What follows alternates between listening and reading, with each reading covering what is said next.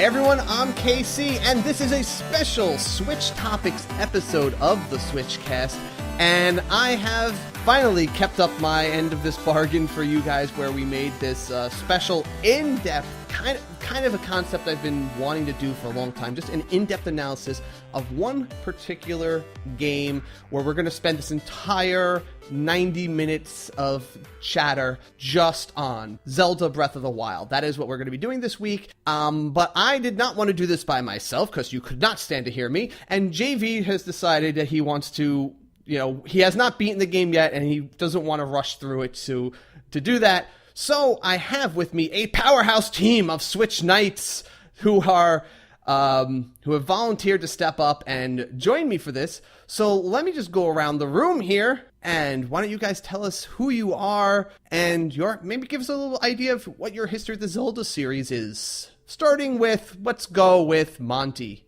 Hi, I'm Monty Kiyama. I hang around the Discord. Honestly, I have never, up until this point, been in a single Zelda game, so that's a big milestone. Yeah.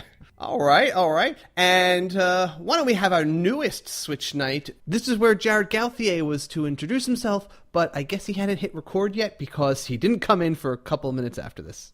All right. And we have one familiar voice actually joining us today. Hey guys, this is Door Geek. I will say, hi, I'm Door Geek. I'm old. I remember playing the original Legend of Zelda Gold Cart on the NES, and I'm the guy who drew the maps on the paper to try to figure out the Lost Woods when I was a child. Had me so confused. Oh wow. You were actually you're the person who used those blank pages in the manuals? Well, I actually said that wasn't big enough for me, so I had my mom bring home 8.5 by 11 sheets of paper, and I drew all the squares, and I had to tape another piece of paper because I didn't realize it was that wide. And I was addicted to that game because it went into my OCD of burning every bush, bombing every face, and trying to find everything. Uh-huh.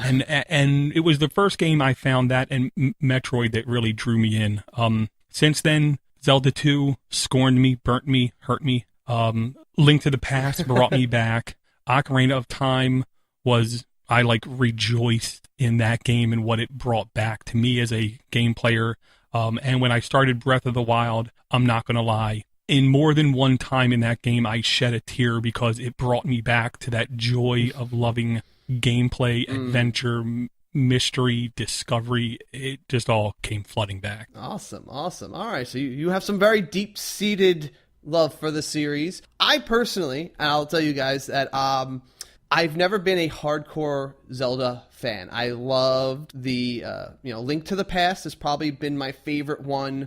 Ocarina of Time I was a big fan of, but I actually really liked Skyward Sword. But I actually didn't play too many of the ones in between, other than the original, Legend of Zelda on NES. I didn't play Twilight Princess. I didn't get pulled into a lot of those ones, like Majora's Mask. I just never was as passionate about the series in general. And it was only a couple that maybe aesthetically or something appealed to me. So I went into this actually a little bit not coming from a place of a Zelda, serious Zelda fan.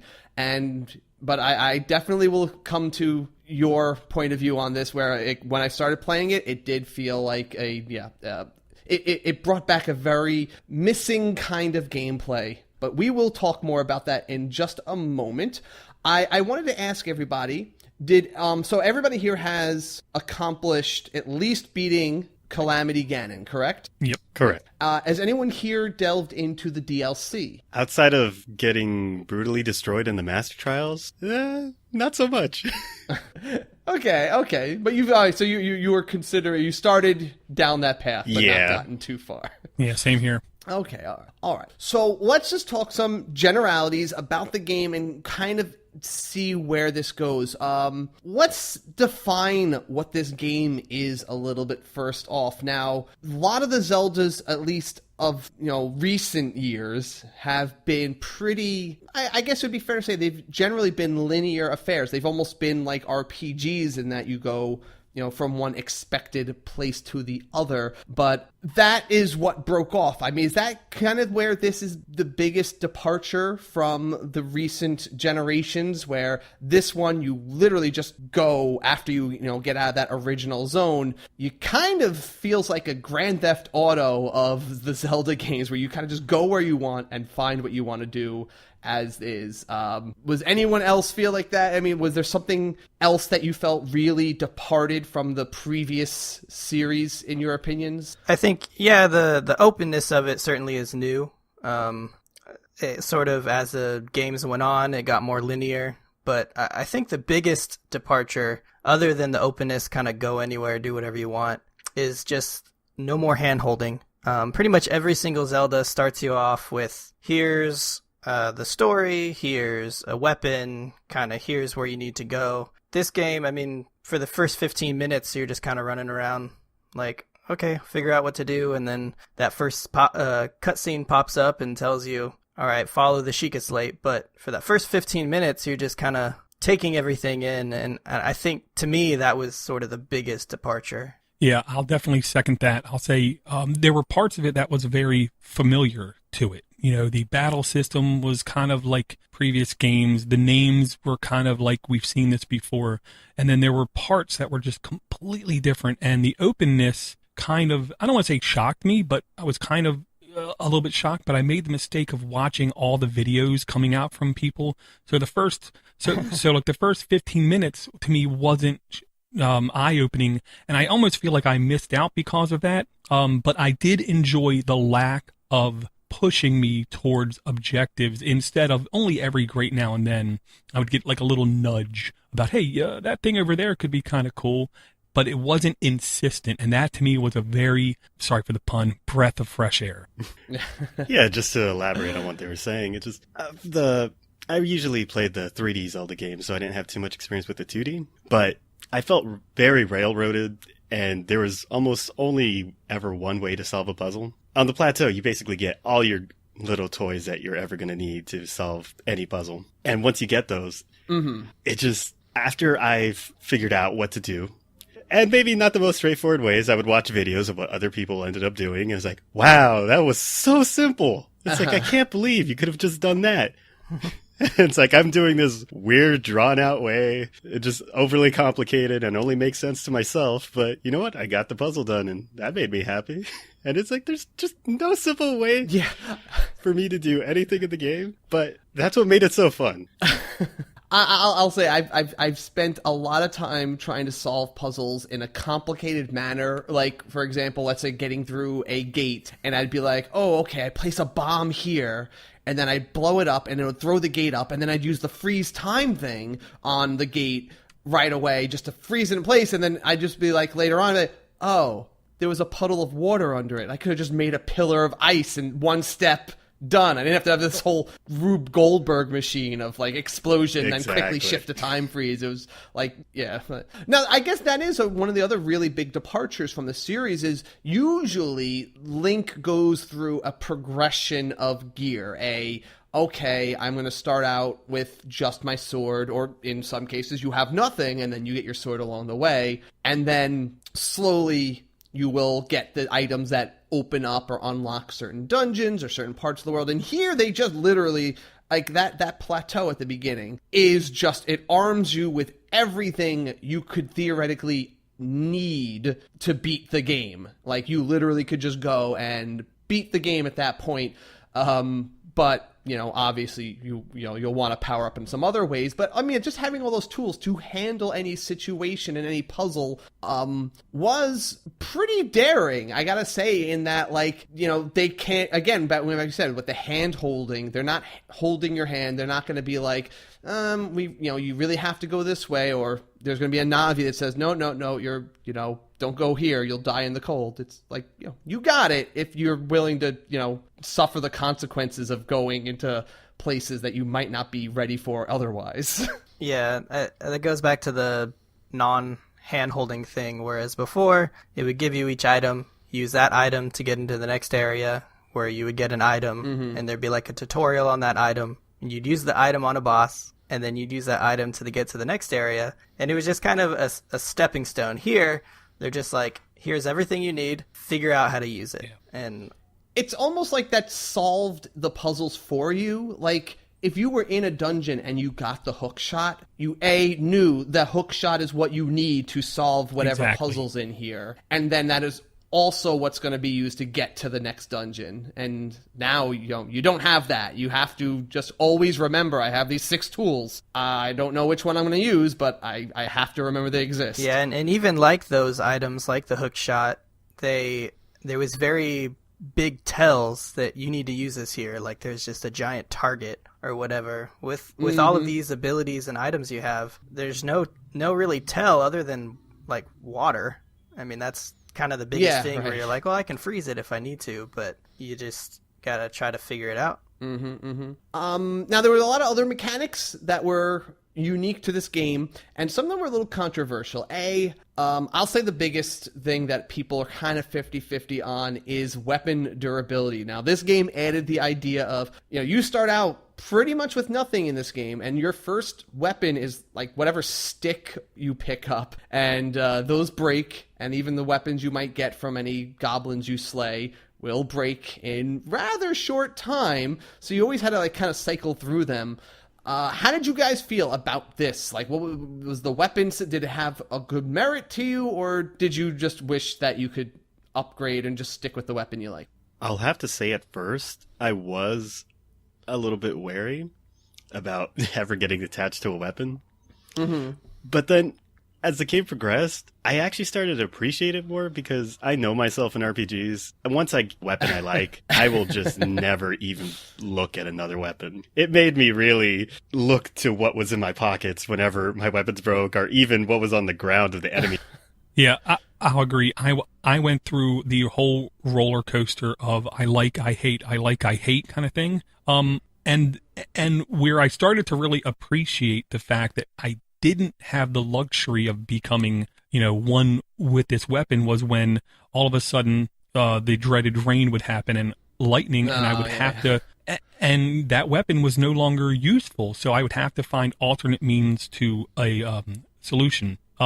And certain enemies were more vulnerable against other types of weapons, so it encouraged you to keep trying other weapons. And what I found that I liked was when I started to understand the mechanic of after every blood moon, this weapon would automatically come back. So I was able to go into a routine of getting this sword and getting this after every blood moon, and at least having a little bit of normalcy to my weapon choices. Oh, I abused that system too, because I went with the armor, the Guardian, the ancient armor, and I powered that up so that I unlocked, like, I had a damage bonus from like Guardian, like laser swords and stuff. So every blood moon I would just go through all the trials where I could beat the little mini bosses, and I just have an entire inventory of nothing but laser swords and spears. Yeah, when they first revealed it at E3 that your weapons would break, I don't know if I was against it, but I was just like, well, I mean, we'll see how it is. And the first time it indicated that your weapon's about to break, and then I threw it at an enemy, and it did like this big explosion in its face and killed it. That was the moment when I was like, yeah, this is really cool. And just being able to swing with a sword and then throw it at somebody, and then switch to your axe and spin around, and then switch to your spear and throw that at somebody. There's just kind of like this fluidity, even though everything is kind of brittle in a sense. But I don't know, it added a fluid dynamic to it that I really haven't felt in a game before. Like even something like Skyrim, where you can switch between any weapon mid-battle, it doesn't feel as fluid because you're having to go into a menu and switch, and it just, I really like it. Like, I want it in every Zelda game now, from now on.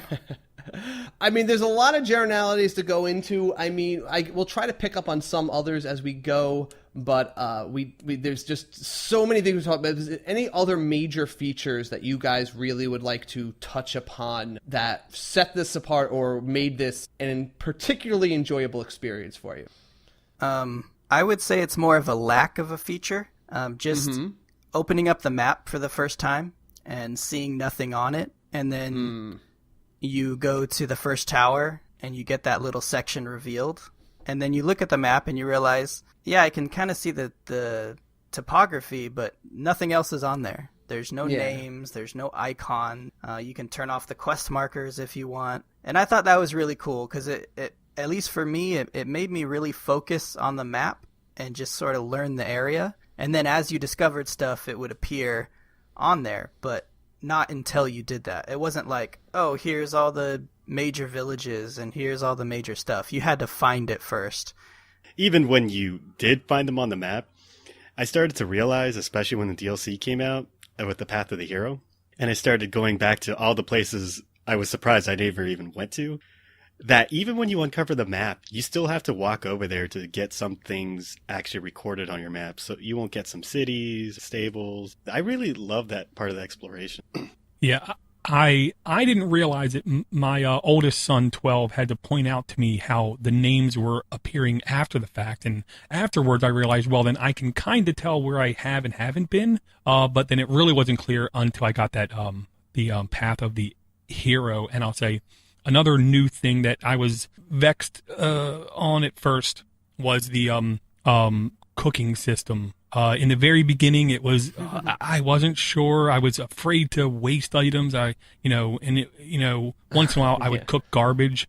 But then when I figured out the hardy durians and the ability to give you extra hearts, I loved cooking. Yeah, yes, that was actually they kind of wove that in. And a lot of these features and things I think they taught you about in very smooth ways. And that was one of those ones that came in, and I guess we'll segue into the beginning plateau that you come into.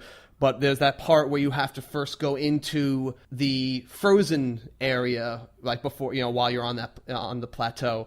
And you get cold unless you had two options. One, you could either go and get some warm cloak from the mysterious hooded woodsman, or you could, they just happen to put those little chili peppers on the, plants just before you go there, and you could start cooking. And that was like my first little foray into that. And I did find it like there were just enough simple rules for how cooking worked that even after I was cooking garbage at first too, but very soon, or after maybe one or two hints, it just became obvious, like, oh, okay, I'm either making potions or making food, and food uses these kind of items, potions uses these, and then you just kind of have like a base and, some special effecty type items that you're building up with them. And it was easy to manage, and by the end of the game, I just had a backpack full of feasts of unlimited hit points and endurance anywhere I wanted. Well, and the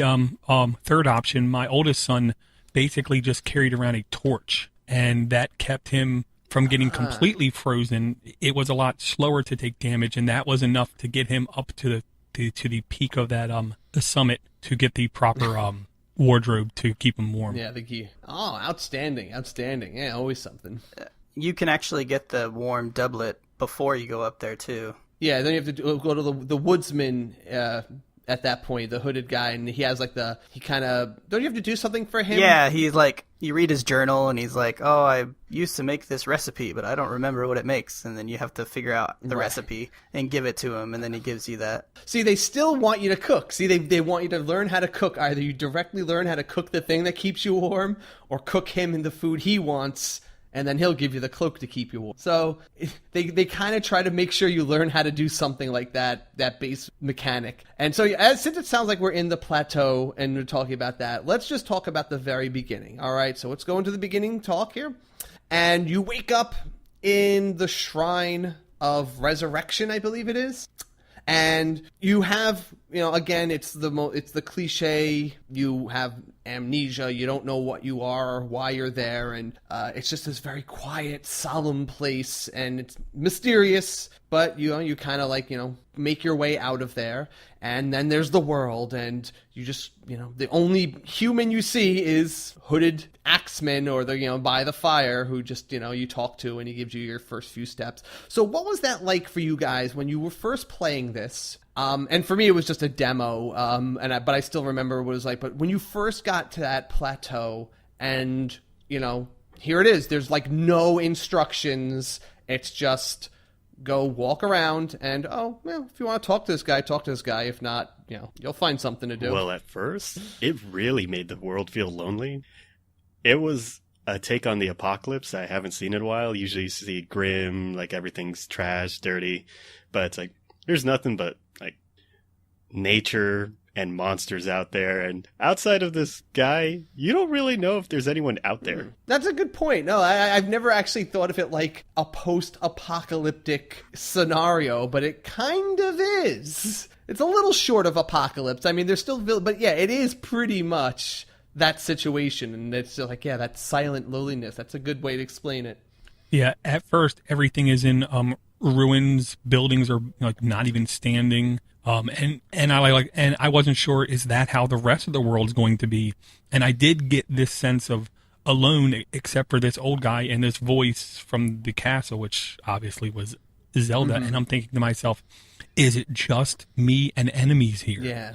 I remember when I was first walking around too, and like you find all those ruins, and you see the guardians and that, and I didn't know anything about them yet. I had avoided as many like trailers as I could, and the story you could still put together with all these ruins and these destroyed things. I was like, man, I could just see the battles that had happened here. These spider machines, all like ruined, and it looks like I just imagined the battles that must have happened here that like stopped them at these points, and what was going on. Why were they blowing this up? Were they just minions of Ganon? I didn't know yet. The whole backstory to them that'll come up. But just poking around. I didn't even want to touch one of those things. I was very afraid to even walk on one. I was afraid it was going to wake up and just grab me with its tentacle. And then when it did. Oh yes, that's right. There was one of the parts there where the first time one wakes up and starts twisting its head, and they don't have legs to move, but the stump, that was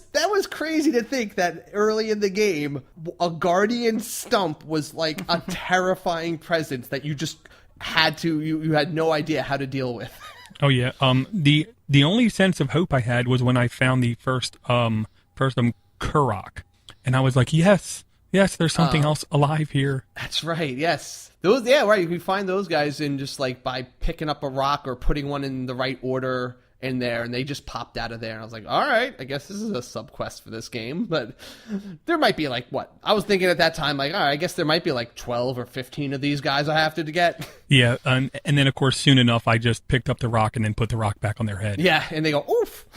I think for the first moments for me, because I watched E3 and you see the trailer and the first gameplay and so that whole cutscene is played out for you, and you just see the vastness of the world, and playing every other Zelda game, you never got that, so that was extremely new. But I think my very first moments when I first got the game, and after that initial cutscene, and I had headphones on, and he steps out, and you take your first steps, and just the sound of there's no music. All you hear is his footsteps on the rock, and it makes echoes and little splashes of water. And it kind of amazed me, just the loneliness, even just inside that little room, and then the sound quality of the game. And then later on, because I was so fascinated by the footsteps and the way they sounded, and there's an interview that I watched on YouTube with one of the sound designers, and he said they spent a lot of time focusing on the footsteps and every little sound to make it just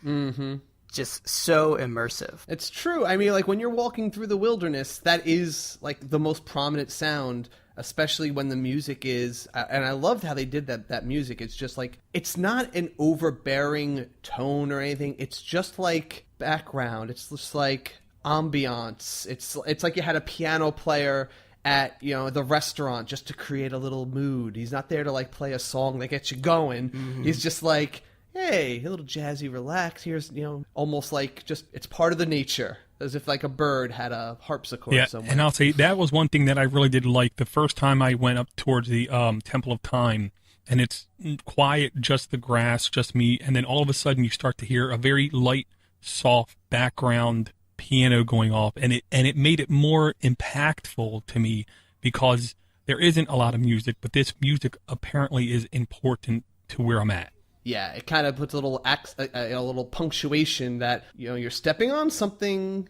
kind of interesting without the obvious Yeah. do-do-do-do-do-do. It's like, oh, all right, I'm going to pay a little. And that's a big point. The fact that that's the Temple of Time, which is a centerpiece relic of, past Zelda games, but it's just here in ruins, and it's not even like a major focal point of the story at all, really. It's just there, and it kind of puts this game in the world of ones that, if you've played some of those previous ones, you feel like you're in that world of like Ocarina of Time.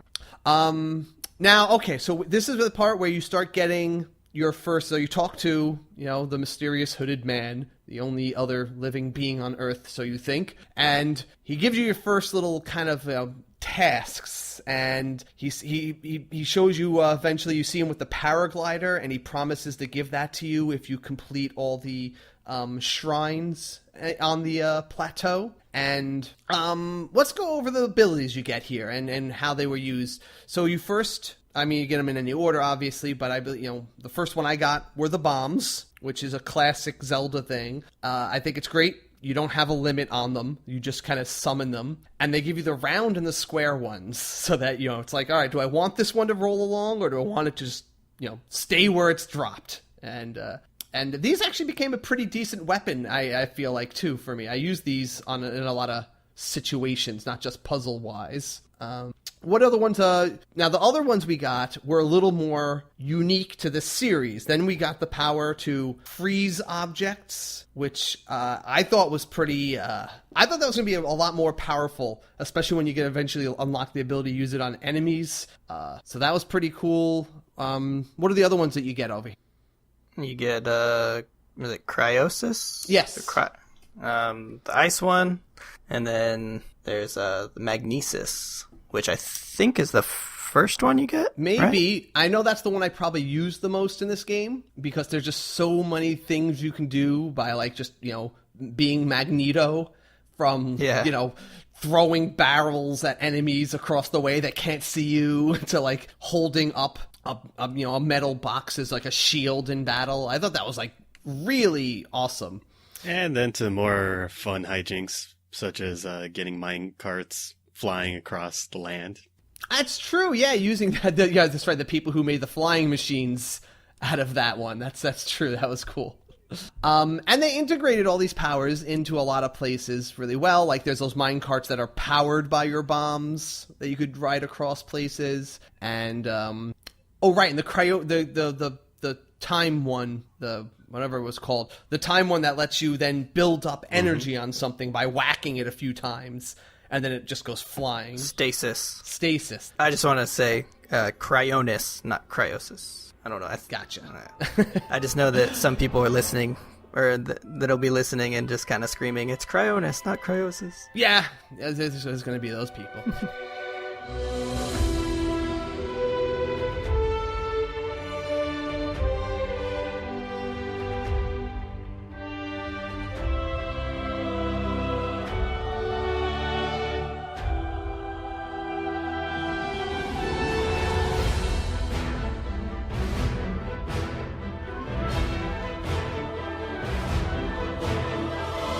All right, so you got all your powers, you got up that hill, you found your first Korok probably along the way, and then eventually you get your, probably one of the coolest modes of transportation is the paraglider. What did you guys think about this thing as a tool in Link's kit? It made life easy. As soon as I got the chance to just jump off that plateau, I don't know if this is skipping ahead by talking about the old man they were talking to, but turns out he's dead. He's a ghost. And it's like, oh, no, I'm really alone. I need to go out and find someone now. So I jumped off the plateau, just chose a random direction, apparently it's the direction you're supposed to go. And, just followed the road for a while, stopped at every single tower. And every time I went to a tower, it's just like, oh, goody, I get to use my paraglider again. Yeah, I think after I got the paraglider and you're up in the top of the Temple of Time, and of course there's that treasure chest there, and it's like, here's a handy, nice, powerful bow, but it'll break. Okay. I think the first thing I did after jumping off the tower, and you just kind of get a feel for the paraglider, how far it'll take you, how fast it descends. I actually went back into the shrine where you get the bombs. I think it was that one where it's like, yeah, where it's got those launcher things where the pillars launch up and it shoots the bombs. Yeah. I remember thinking, because there's 3 of them, and there's only 2 of them you actually use, and there's another one. And I was like, that's got to be something. So I went back in there, and I stood on it, and I let it launch me up, and then I used my paraglider. And this was the moment that I realized you can literally go anywhere, even if there's nothing for you to find. Because you activate your paraglider, and you just go on top of the shrine. And it's like, there's nothing up here. There's nothing for you to find or to do. And with the paraglider, you can skip all the way to the end. And I was just like, okay, there's literally no boundaries in this game. There's no invisible wall stopping me from going up there just because there's nothing up there. It's like, you can put in all this effort to go up there just because you can. You know, it's funny because, like, I know that a lot of the shrines, and I thought that was very interesting, just a whole feature of the game is going in these different shrines. And I feel like they almost all of them had one treasure chest that was there just for you to find by doing something weird or extra like that. So I'm surprised that you didn't find a treasure chest up there, only because I feel like they did reward you in a lot of them for, hey, poking around. Oh, did you notice that there's, like, you know, if you put a bomb here, you can launch this thing in a different direction, and, you know, you get a little reward. So that's cool that you found that there, though. It's still its own reward just to see something. And I don't know if you guys would ever want to go back, but actually I found out later on in my playthrough that if you look at the shrines, there's like a little check mark to tell you if you actually fully completed the shrine. So if there's a leftover treasure chest that you didn't get, you'll know. Oh, interesting. I think the shrines in general warrant a little bit of discussion. They are a pretty major part of the game. So as a thing that you go to and you're seeking out so commonly in this game, how do you feel the shrines fit in this game that feels so nature-based and you're exploring, like, this world, but then you keep diving into these very constructed, you know, technology kind of dungeon? How did you feel that they worked in terms of this overall gameplay? I wish there was more. Really? I really liked them. I liked the kind of the break that it gave you.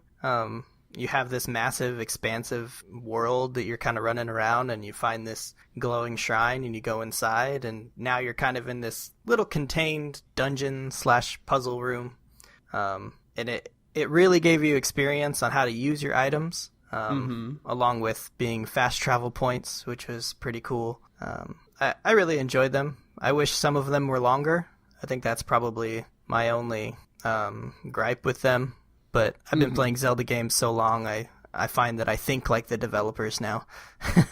Very rarely does a puzzle stump me. Yeah, well, I'll say that I do like the fact that you caught on that above ground is normal earthy, and below ground in these shrines it's all tech-based. That harkens back actually to Zelda 1, where the original goal of the game was for Link to be a link between 2 time periods, a tech time period and a nature time period, and they weren't able to do it in the first game, so they brought a little bit of that into this game. My only disappointment with the game in general is the lack of diversity in the shrines versus the number of the shrine, which it isn't an actual complaint about the game. I just wished when I went down into the shrines there was a little bit more differences in the types of shrine, because I will admit I'm getting a little bit worn on having to defeat the bots, the scout ones. Yeah, the guardian scouts. Because after a couple of them, I wasn't scared of them. I wasn't inhibited by them. I just knew here was their pattern: go in, kick their butt, get their weapon. Yeah. But the actual puzzle ones, I loved the diversity. I loved that they were apparently purposefully made to not have any limitations on how you solve them. And the biggest one to me was the one where you walked up to the control mechanism, then you controlled the big square plateau with the maze on it. And the real solution was to turn your controller upside down, and then you had a solid flat plane where the ball would land, then you could just have it go anywhere. That was the kind of little thing inside of the inside of those shrines that I absolutely love. Yeah, well, they definitely didn't. I feel like a lot of games generally the mentality is we have to make sure they solve this problem this way, and how do we cover our tracks to make sure there's no loopholes in beating this dungeon in some weird way, and that fits for. I'm not saying that's a wrong way to do it, but this was definitely a game where going in, it's like, you know what? Here's the puzzle. Here's the obvious way to solve it. We're going to place it there. And if they find some other cool way, awesome. Because you know what? That's the power of the numbers of them. Even like if you have 8 dungeons and in a game and you find a cheap way or some cool little trick to just go straight to the boss on one of them, you almost feel like you're missing 1/8 of the game's content. You kind of ripped yourself off because you found that cool thing. But there's like hundreds of these shrines. So if you find a cool, quick way to beat it in a few seconds, awesome. Because you know what? You're not losing really any game content, and you're just able to move on to the next shrine that much faster. And I like how you can replay them. So if you solve them and go out and you go back in, everything resets. And you can actually try it another way. If you saw something, you're like, oh, I want to try this. It gave you a way to kind of practice with all of your abilities. Well, and to me, it was the exact opposite. You could walk into a shrine, exit the shrine, and never beat it and not feel like you missed a big part of the game.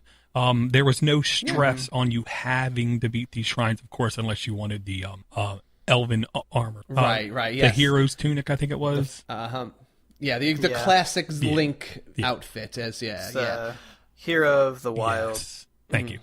I will say, in general, when I play Zelda games in the past, I almost feel a little like I feel bogged down by when I hit like a dungeon in them. I'm usually like, all right, I'm into them for a little bit, but then after a while, especially if I have any kind of like, get stuck at any point, I'm just like, oh, I just want to be out of here. These were great for me in that regard, because I never was like, oh, I'm going to be here forever until, I can't wait till I just get back out. It was very compact, little problem. You solve one piece of what would have been solving a whole shrine was like one piece of a dungeon in other games. And that's probably the perfect size for me. I got in, I got out, I got back into the adventure. And if I didn't, kind of like what you said, if I didn't feel like doing it, I could just move on. I never felt I was forced into one of the shrines, because it was, if I didn't feel like it, I could always come back to it and teleport to it later. Yeah, I think that's why I never got tired of the aesthetic of it.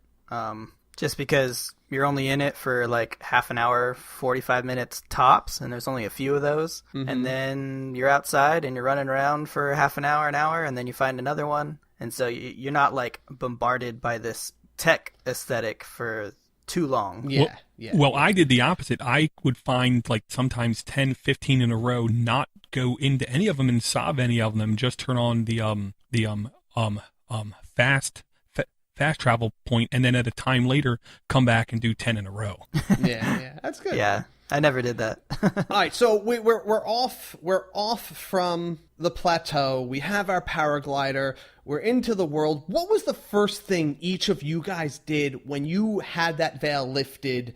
Like, did you all, what direction did you go in? Did you plan out? Did you decide, I'm going to go where, Ghost Guy told me to go? Or did you just, pick a direction and run? I personally went out and did go try to follow the main quest, because I know myself. It's like, at least I'll want to have it listed. I'll want waypoints. But once I believe the first place to go is Kakariko, yeah. Kakariko, yeah. So I started heading down that way, found a tower. I was like, oh, what's this? Went up the tower, started uncovering the map. It's like, oh no, now I know what I want to do. So I took a beeline from the main quest after that, just went around the whole world till I got the map filled. Would probably have helped if I actually progressed along in the main quest a little more. Well, I guess that's the thing that I guess we should note is, once you finish the shrines on the plateau and then the ghost person reveals himself to be the dead king of Hyrule, and he's the one who, I believe, he first tells you the story of what happened to the world, and You could pick up the story from the musician somewhere, in various towns along the way. But I thought the story he kind of reveals before you get off the plateau, I think that's really interesting in that it was almost about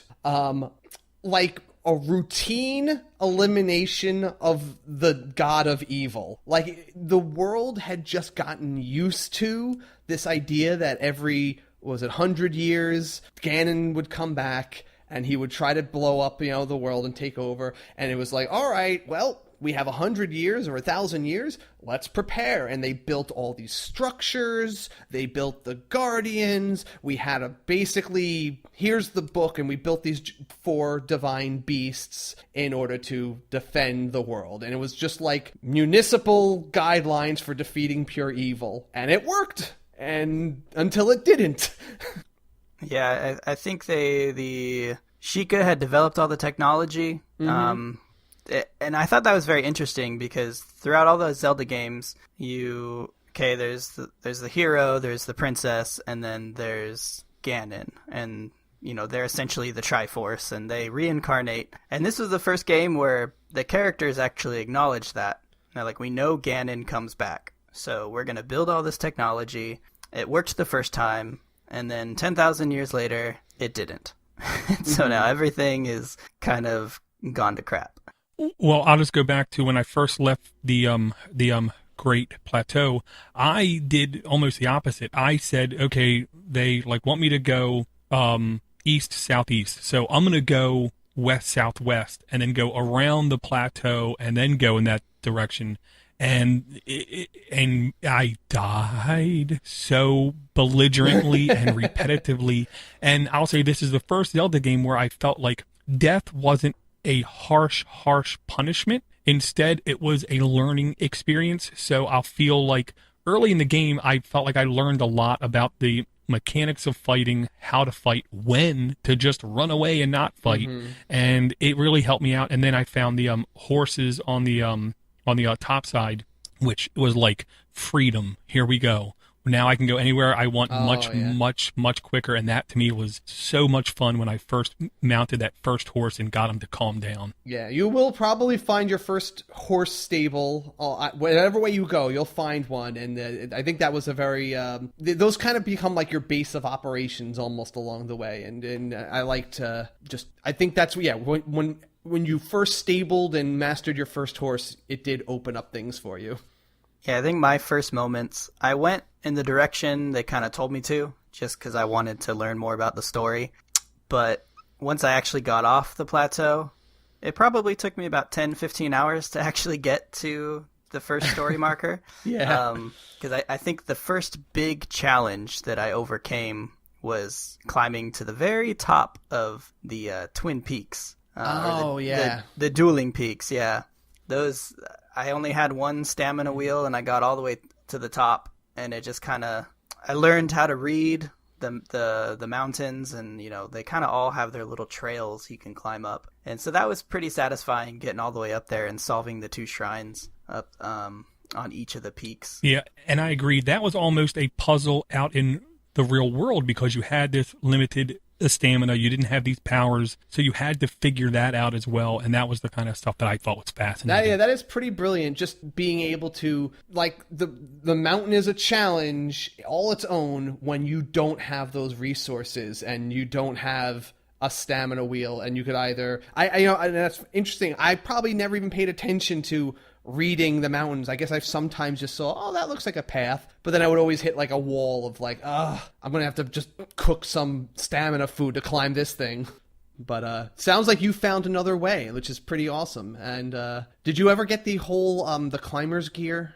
Yes, other than the Korok seeds, I've gotten everything. Oh, okay, all right. I only found 2 pieces of the climbing gear. I wanted more, but that makes me wonder now, what did you guys focus on actually as you were getting these, early on at least, when you were getting the shrines and you get those little, the hero crests or whatever they give you from there, were you powering up your hit points first with those, or using those to buy more stamina? Stamina all the way. Yeah.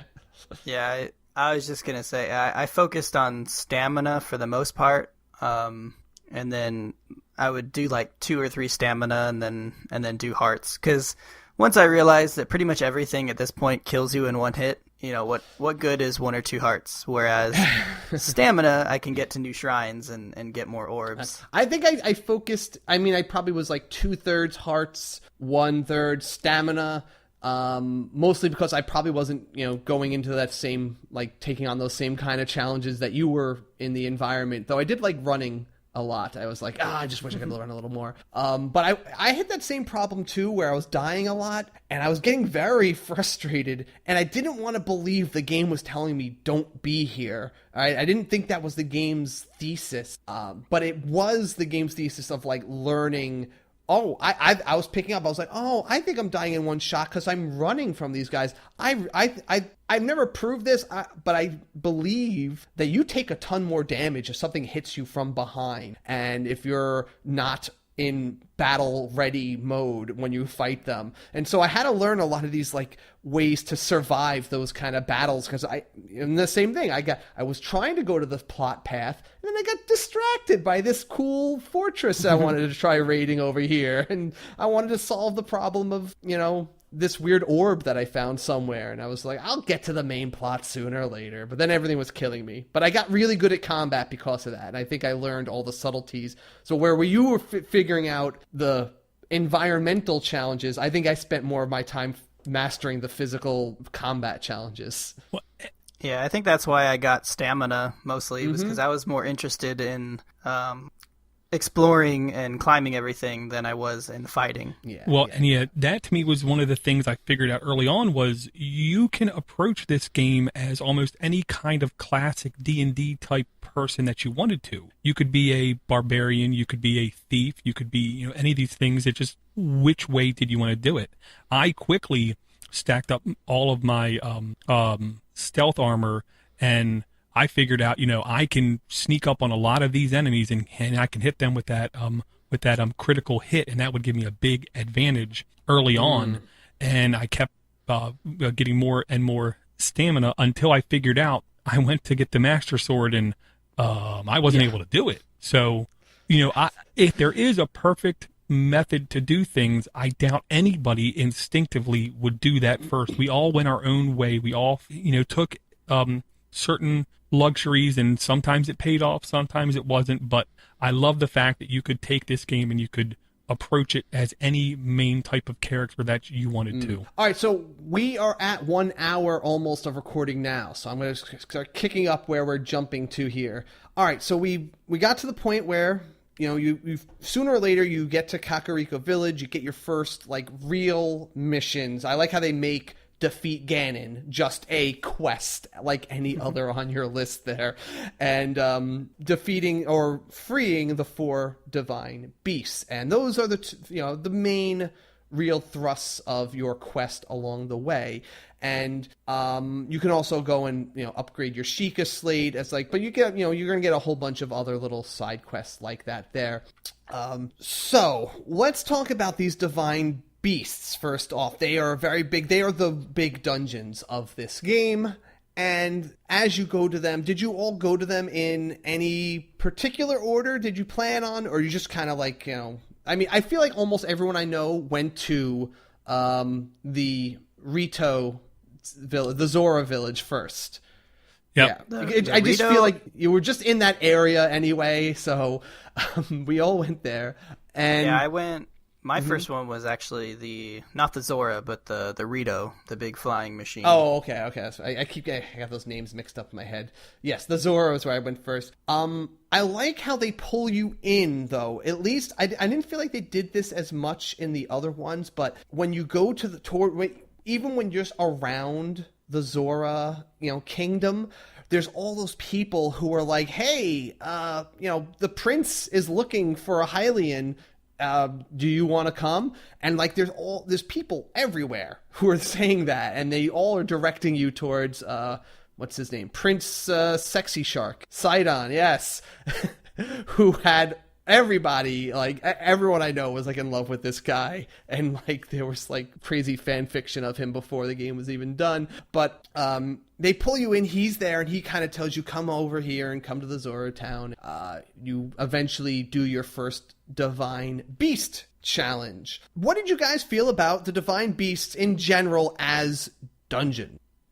I enjoyed them. I felt they were a little short, but I enjoyed the puzzles. A lot of the being able to move the entire beast was pretty cool. Yeah, my initial thought was, wow, this is small. But after defeating the first one, I said, this is perfect because there was enough complexity in it to leave me genuinely confused and I had to figure stuff out. But it wasn't, but I could always see what was next, see what was in front of me. And I thought they were the perfect size because it didn't take an hour plus to beat one unless you were really confused. And that very first Divine Beast, just getting into the beast took me over 100 arrows because I didn't know what I was doing and just beat the crap out of me. But then I learned, okay, my instincts on how to defeat these things is obviously not right. Let me just start over again and do it right.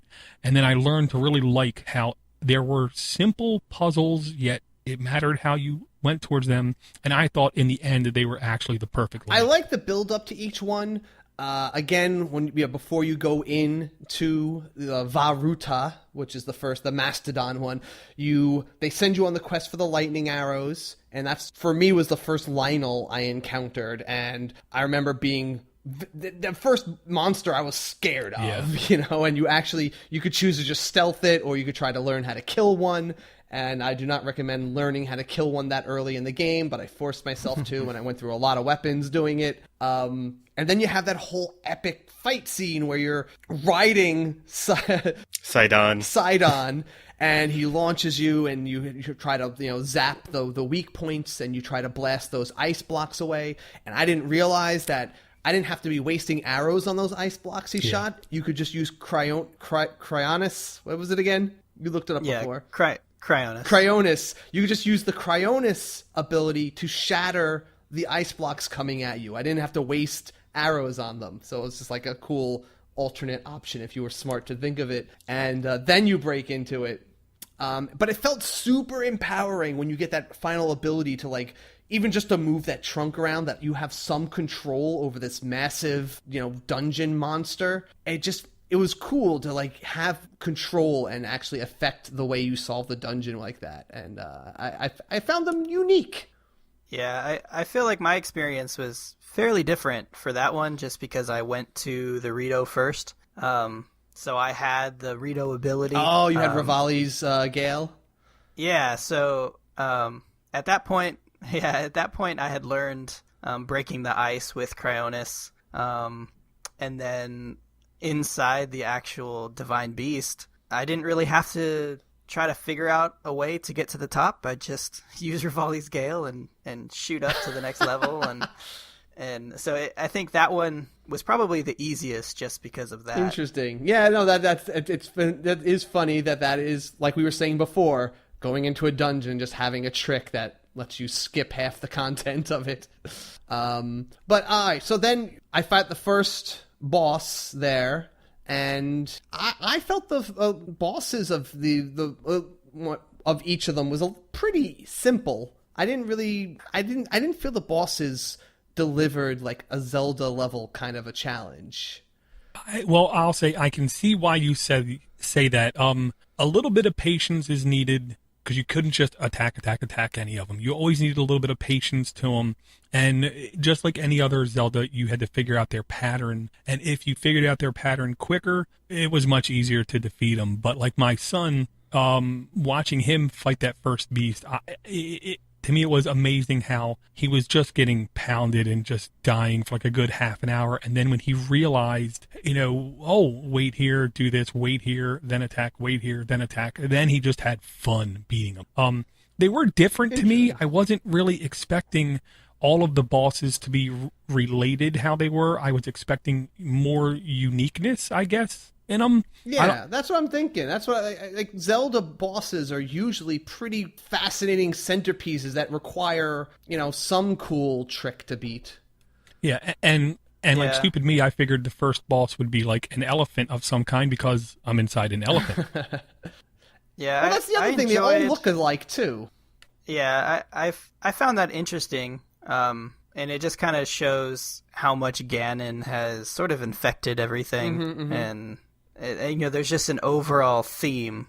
But I did like when you first find out, like, this is the beast that killed me, yes. Avenge me, and so that kind of each one you kind of go in with the resolve, like, all right, I'm gonna help kill the person that killed one of the champions. That's true, yes. And for anyone who's waiting for us to dive in, I do have a section coming up soon that's going to be all about the storyline and talking about that, because that's my favorite part, but I'm saving that for the end. Yes. That is a really cool motivation, like just to be speaking with the ancient, the champions who've been trapped here for a century now, and they're waiting for you to avenge their death, and they all have fallen to the various, Ganon aspects. And what's it? Vamedo was the bird one. That was pretty cool. That was the one that you could tilt its axis. Yep, tilt it left or right. That was the power. Left or right. Mm-hmm. Yeah, that was pretty cool.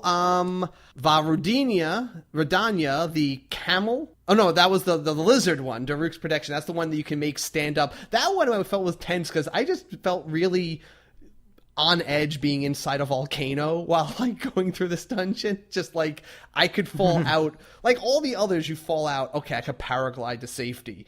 This one, you're in a volcano. You fall out of this one because it shifts the wrong way. You're burned, buddy. I gotta say, that was my least favorite Divine Beast because I was stumped on that one. The rest I got through pretty, easily. Mostly because after the first Divine Beast, I stumbled on the Master Sword, did a bunch of shrines, and just easily killed every other Ganon. But the puzzle part, oh gosh. Yeah, I think the Va Rudania, I'd have to say it's my least favorite also, but nothing against the puzzles or the bosses. I actually liked the boss and the puzzles, but there's one reason why it's my least favorite, and that's because of the stupid armor you have to wear. I hate that armor. Yeah. It is so ugly. It's like I'm like this awesome warrior, and now I gotta wear like a hockey goalie's uniform. Oh, yeah. To me, it was both that, because then I lost some of my powers with the other outfits, but then I also couldn't use any bomb arrows. Mm-hmm. The one that I had probably the hardest time with though was Va Naboris, the camel. That was the one with the 3 cylinders you have to twist, and I just feel like it was a little less obvious what I had to do sometimes to open up the different pathways, or I had to like align them in certain ways to get power to conduit to certain things. And I know, I think I felt I was just spinning around inside that one's belly for a while trying to see what's going to open up. Where do I go? I don't know. I think that's why it's my favorite, because it was the only one where I had to really stop and think, okay, what do I need to do next? Whereas the other ones, everything just kind of fell into place. It also has my favorite boss. I think that's the only boss I actually died at. Okay, all right. That's a good sign, actually. That boss was... I don't think I died on any of the bosses. I think that one, though, was the hardest of them. It was the last one I did, so it was a little powered up, I think, from that, too. But it did take the most actual, like, figuring out how to get to the point where I can actually hurt it. Just that really crazy speed it shows up with when it, like, whirlwinds toward you. That was pretty tight. And I think I only died once on him because for the life of me I could not figure out what to do when he's like has all the metal spikes. It took a while to finally click. I was like, oh wait, I can pick him up. What about the non-story bosses? You keep encountering like the Lionels. What were those big Cyclops guys? Hinoxes, yeah. All those kind of things there. I mean, those were fun to encounter and just stumble upon. They were never too hard, but I remember when I first encountered them, again, I feel like a lot of these things were more entertaining to encounter early on when I was really weak, and it was like a really big accomplishment to bring one down, It was like, all right, like sneaking up and stealing the weapons off his neck before the battle even starts. I thought that was a pretty good option. But I feel like as I got powerful in the game, those minor bosses just stopped being something I was interested in. You know, like it's like, you're just another guy I can kill. How many weapons am I going to break on you? I think the Lionel are the only ones that continued to not really give me trouble, but they took a long time to kill. Once you kind of mastered the dodge and the parry and everything, but they would still... I remember, I think I was like, I don't know, maybe like 50, 60 hours into the game. I had like 18 hearts, and it was the first Lionel that I had come across that wasn't by the Zora. Mm-hmm. And I think it was a silver Lionel, and I had 18 hearts, and I got down there, and I was like, I think I can finally take these guys. And he comes, and he hits me, and takes away 17 3/4 with one hit. And that's when I realized, okay, this game is still hard. Yeah, the Lionels were a self-rewarding thing. Once you beat one, you got their weapons, and getting their weapons made killing them, I thought, much easier. But that first one was an adventure, is what I'll say. And the Hinniks, I love the mechanics. I love that they would cover their eyes, and the fact that... Yeah, after you hit them damage, they would just, walk around with a hand over their head. Yeah, and then they would also have the shin guard. Yes, I love that shin guard, because that to me was... I kept thinking, oh man, they have this, it's going to be hard, it's going to be harder. Then I realized, oh, that's metal. Let me give them a little shock. So I love the mechanics with the larger beast, but the Lionels to me always had a little bit of fear going into a battle, thinking I'm going to have to be on my game or else. Mm-hmm. Kind of piggybacking on the mechanics. The first time, like a Hinox picks up a tree and throws it at you or swings it at you. And then I remember with the Lionels, I was like, okay, I'm just going to stand back and shoot this guy because he's just been chasing me. And then all of a sudden he decides to pull out his bow, and now he can like shoot through walls. And 3 arrows in the air. Like, if I'm too... Yeah, and it's like, okay. I guess the best example also, and I guess you kind of call these, they felt like a boss, at least at first, the Guardians themselves. Oh, yeah. These things at the beginning of the game were probably the most terror-inducing creatures on Earth. Just the way they move. They are such a great, iconic bad guy. And then when you look... That music terrified me. Yeah. All of a sudden you don't see it, you just hear the music and the beeping, and you're like, where is it? Where is it coming from? And once I found out they could fly, I just didn't want to go to certain areas for the longest time. Like, I kept shooting them. I didn't know you had to take out the propellers. It's like, it won't come down. It's impossible. Those things, they very cleverly taught you how to beat them, though. I feel like the first time I learned how to start killing them was when, I think it was on top of that fortress, that like old, like, you know, fortress you climb at one point.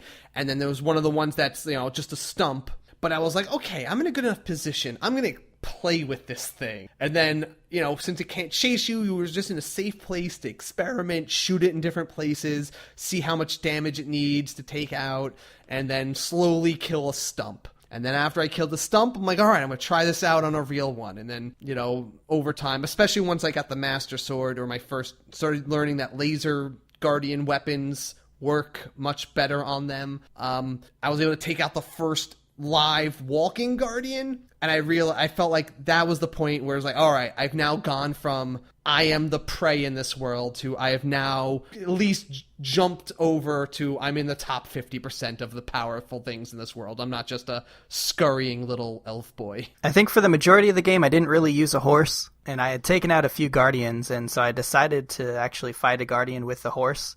And I gotta say, that's probably the most fun I've had fighting a guardian is on a horse. Because there's just something about slamming into it and cutting off like 3 of its legs at a time and then coming back and doing it again. So anytime I need guardian parts, I go grab a horse and I just go hunt them down. That is really cool.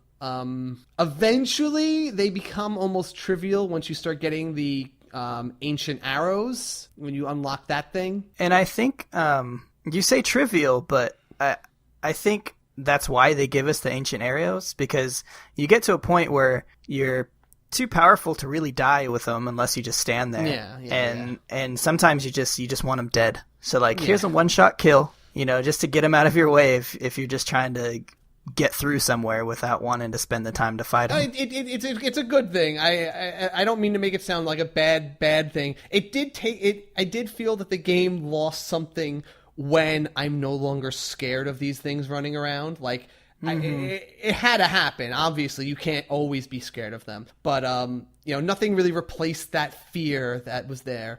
And eventually, I realized I'm control of this world when I went out hunting them for money, basically. That was my money source. Yeah. I would go to, like, the labyrinths where they would have, like, 10 of them or whatever. Or I'd just go to the, Hyrule Castle, and I'd just go there. I want to kill 10 of these guys, get a bunch of parts, and sell them for cash. I think that's the game's way of telling you, I think you're ready to fight Ganon now. Yeah. Maybe.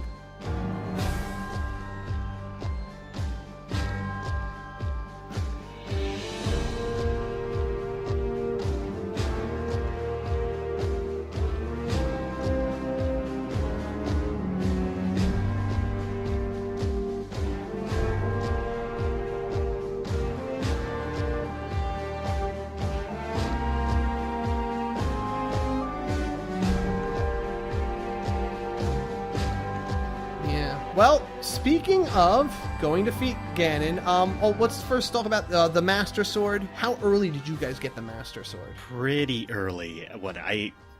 After beating the first Divine Beast, on my quest to activate a bunch of towers, I found the forest, and I was like, oh, what's this? And if anything, I was a bumbling fool in this game. And the thing I like about this game is you could just use pure tenacity to get practically through everything. You don't have to be especially good at combat, puzzles, or anything.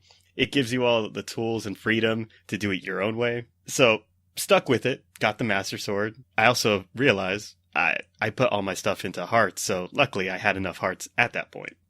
So, first trip, get the Master Sword, I feel powerful, except when I overuse it and break it. It's like, back to the Guardians for a second. It's like, it's always the worst feeling when you're fighting and, taking them all out. You think you're on top of the world until it breaks, and then all the weapons you have left are not that strong, and then you realize you're not exactly on top of the world. You have your limits. You just have a glowing sword. Yep. That's the only thing that makes you a man. Yeah, my oldest son got the Master Sword after the first Divine Beast. I got it after my second, and it was after I saw him wielding it and just kicking butt. Okay, time to stop going after the Divine Beast, time to focus on getting that sword, and it definitely did help. Mm-hmm. I appreciated the fact that you couldn't use it the entire time, and you had to let it recharge. Yeah. And to me, that was a very good mechanic, but it did allow me to go less weapon hunting, if you will. Yeah, that was a big relief. That was the main reason I wanted it. I just wanted a weapon that I could rely on and not have to go weapon hunting all the time. Yeah, I think I got it after the second. I didn't really mean to. I was on my way because I did Rito and then Zora, and then on my way to the Goron, I saw the big forest climbing a tower, the tower with like the big skull on it. I was on top of that, and I was like, well, that looks really cool. I'm going to go over there. So I got through the Lost Woods. I didn't have enough hearts at that moment to get the Master Sword. I didn't even know how many I needed, but I think I had like 9, but I had enough orbs to get enough hearts. So okay. I just went to one of the goddess statues and got enough hearts, and then I think I had like 1 heart left, and then he pulled it out finally. Nice. All right, so we have the Master Sword, but before we go and we fight Ganon, let's talk about the memories and the story. Now, Zelda Breath of the Wild did a very interesting way of delivering the plot. Obviously, you get some of the stories as you go on and you fight the divine beasts, and you learn the individual stories of each of the champions that have come to an untimely end in those. But you're going around, and if you want, you can go and you can dig up these memories that, which is really funny because I picked them. We all probably picked them up in almost a random order, and I feel like the story came across very different to me because of the order I got them in. But now that I've just watched them all in chronological order and I see the story told coherently, it tells actually a pretty decent tale that's a little unusual for a Zelda game. I feel like they don't usually involve such serious kind of like a drama story that's actually very heavily about Zelda, I feel like.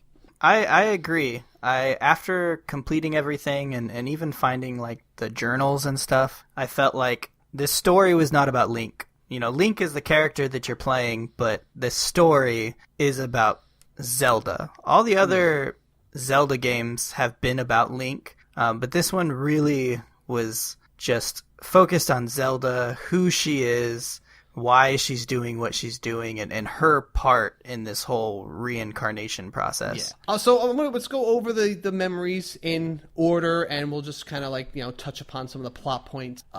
First off was the subdued ceremony, and this is the scene when Zelda is giving Link the official designation as her knight, and all the champions are there and watching, and it's supposed to be about giving him proper pomp and circumstance, but it sounds really depressed. Like, the way they give it is just like, so like, and you are here to be the chosen guardian, and like, it's just like very, I don't know, her heart's not into it. And then they kind of whisper the first thing we hear about, like, oh yeah, well, that's because Link just reminds her of her own failures. It's like our first hint of what's going on. Yeah. Yeah, and dare I say, this is the first game where they presented her as I don't want to use the word human because she's not human, but like human troubles, human issues, trials and tribulations, emotions. And at first I was taken aback. I was like, I don't know if I want to know this. I want to defeat Ganon. And then like the more I learned, the more I was like, she has some issues, man. She needs some Xanax or she needs something because what she is going through is genuine torment. And it turned out like her dad wasn't the nicest guy, and this pressure was on her, and she felt like she can't do it. And this is really hard. And me being Link, I don't say a single word of support because I'm Link. And it was a roller coaster as far as I'm concerned. Yeah, that first one, just kind of finding out her relationship with Link was a very negative one. Yeah, right. That's not something we're used to. If anything, we either assume that they're like destined lovers, or that they are, at least, he's there to save her and she's, can rely on him. They're like, it's always a positive thing. It's very two-dimensional kind of. But now, starting out, we see that it's not, they're not totally on the same page. Then we go to Rivali's flap, pretty much just an introduction to how narcissistic and how much he hates that Link is the main character of this game. Like, obviously Rivali wishes this was the Legend of Rivali, and he could just take the game on his own, and rubs in Link's face that he can't fly. Nothing plot developed there other than that. No, but he is fantastic as far as I'm concerned. Yeah, he is a cool character. It is, yeah. What did you guys think of Rivali as a character? I was just having flashbacks to Star Fox. Oh, yeah, he has something about birds and being arrogant that people disassociate with Falco. I think that has to be intentional. They're like, we're kind of make him a difficult character to like, but we're going to make him look like Falco so people like him more. That's true too, and it was good. He was also on, he was on the same page with Zelda of like, I don't know if I like this Link guy. We move on to Resolve and Grief. Now, this is where they are walking on their way to the Goron village, and this is the first we hear her talking about the Guardians and the Guardian Beast, and she's talking about, oh, we need to make adjustments and we need to fix these things and stuff like that.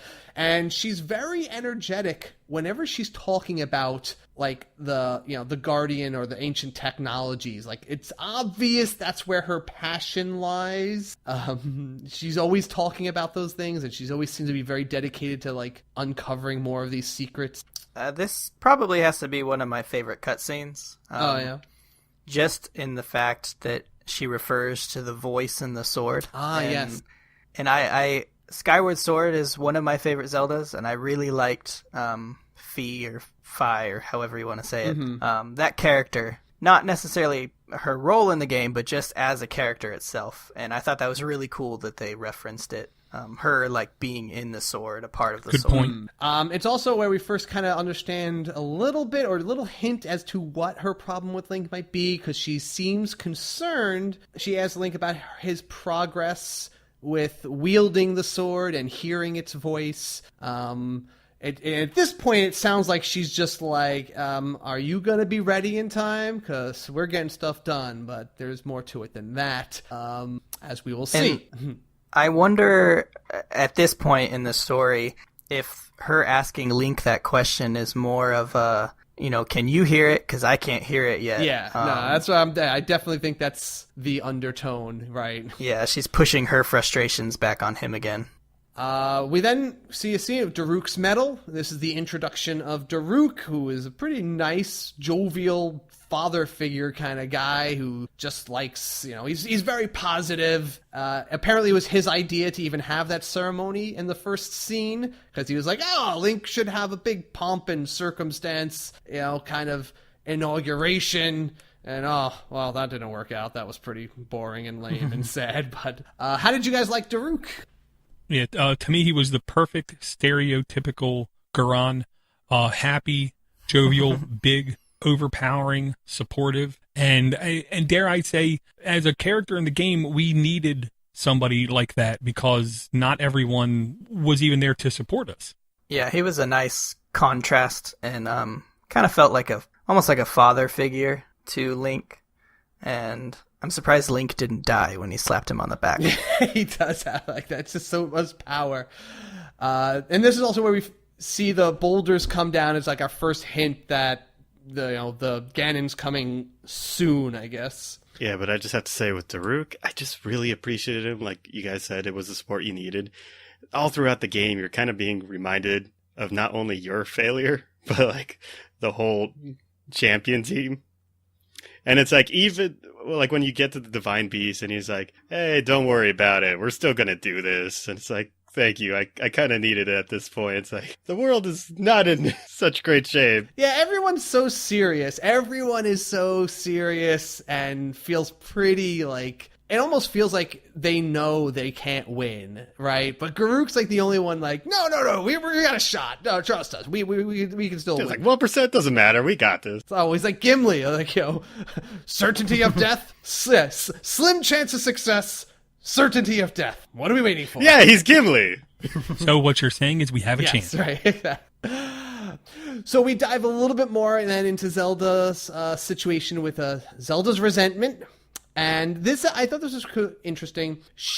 This one opens up where she's trying to get into one of the shrines, and she has the Sheikah slate, and she's talking about how, like, there's got to be a way around this, that anyone can get in there. And you're wondering, like, why would we want to? Like, why does anyone else but Link need to get in there? So obviously she's trying to find some workaround to even needing Link to do this whole thing.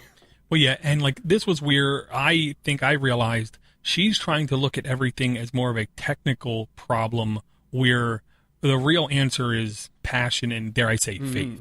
Interesting. Yeah, and at this point, I mean, depending on how many other memories you've found, but if you're just watching from the beginning, you don't really know where her failures lie, and so you're just seeing her struggle to try to open these, and then, they don't know that Link is the key, or that Link is going to be the one that can go into it 100 years later. But it's interesting to see just her frustration and her anger really taken out on Link and her father as well. Right. Like, Link just wants to do his job. He just shows up because, hey, I'm here to make sure you don't die. And she's like, I don't need you. But it does show a lot of her personality. I do like, she is confident enough to go out on her own. And I almost get the feeling that at this point, I feel like she wants to get into these shrines because she wants to be the hero with the Master Sword on her back or something like, or find the power. And she wants to find any other solution other than, look, I'm not sure if I'm going to come through and do what my part of this whole story. I need to find ways for everyone else to get the power because I don't think I'm going to be able to pull my weight. I'm trying, but it doesn't look good. So I'm trying to find any other way to power up everyone else, whether it's with divine beasts, building all these guardians or getting the guardians up to speed, everything I can do. Through the pressure of her father, it feels like it's almost like her father wants her to be what Link is. But she just wants to be the scientist, follow her passions, and she's trying to play the support role, trying to activate everything she can. It just feels her. And she flips out on Link, and like you said, takes her aggression on him. We go on then. Apparently they make their way into the Gerudo lands after that, and we have Urobosa's hand. And this is another, it seems like another scene where it started out, I assume that she had gone there on her own, because Link shows up and she's passed out, and Urobosa says, like, oh, that didn't take you long. Like, if you found us here, you caught up with us. Obviously, she's still ditching you. They just kind of talk a little bit more about, all the work she's putting in. Obviously, she's passed out because she's been trying all day, to realize, they mention her sealing power here. So that is the thing that, we now know that she's trying to unlock. And, she's just exhausting herself. And then they play a little joke on her and wake her up with lightning. Yeah, I like that part. Just the kind of the playfulness that Urbosa had. Yeah. Now, what did you guys think of Urbosa as a character? Honestly, I loved her. Probably my second favorite. Yeah, she was definitely good.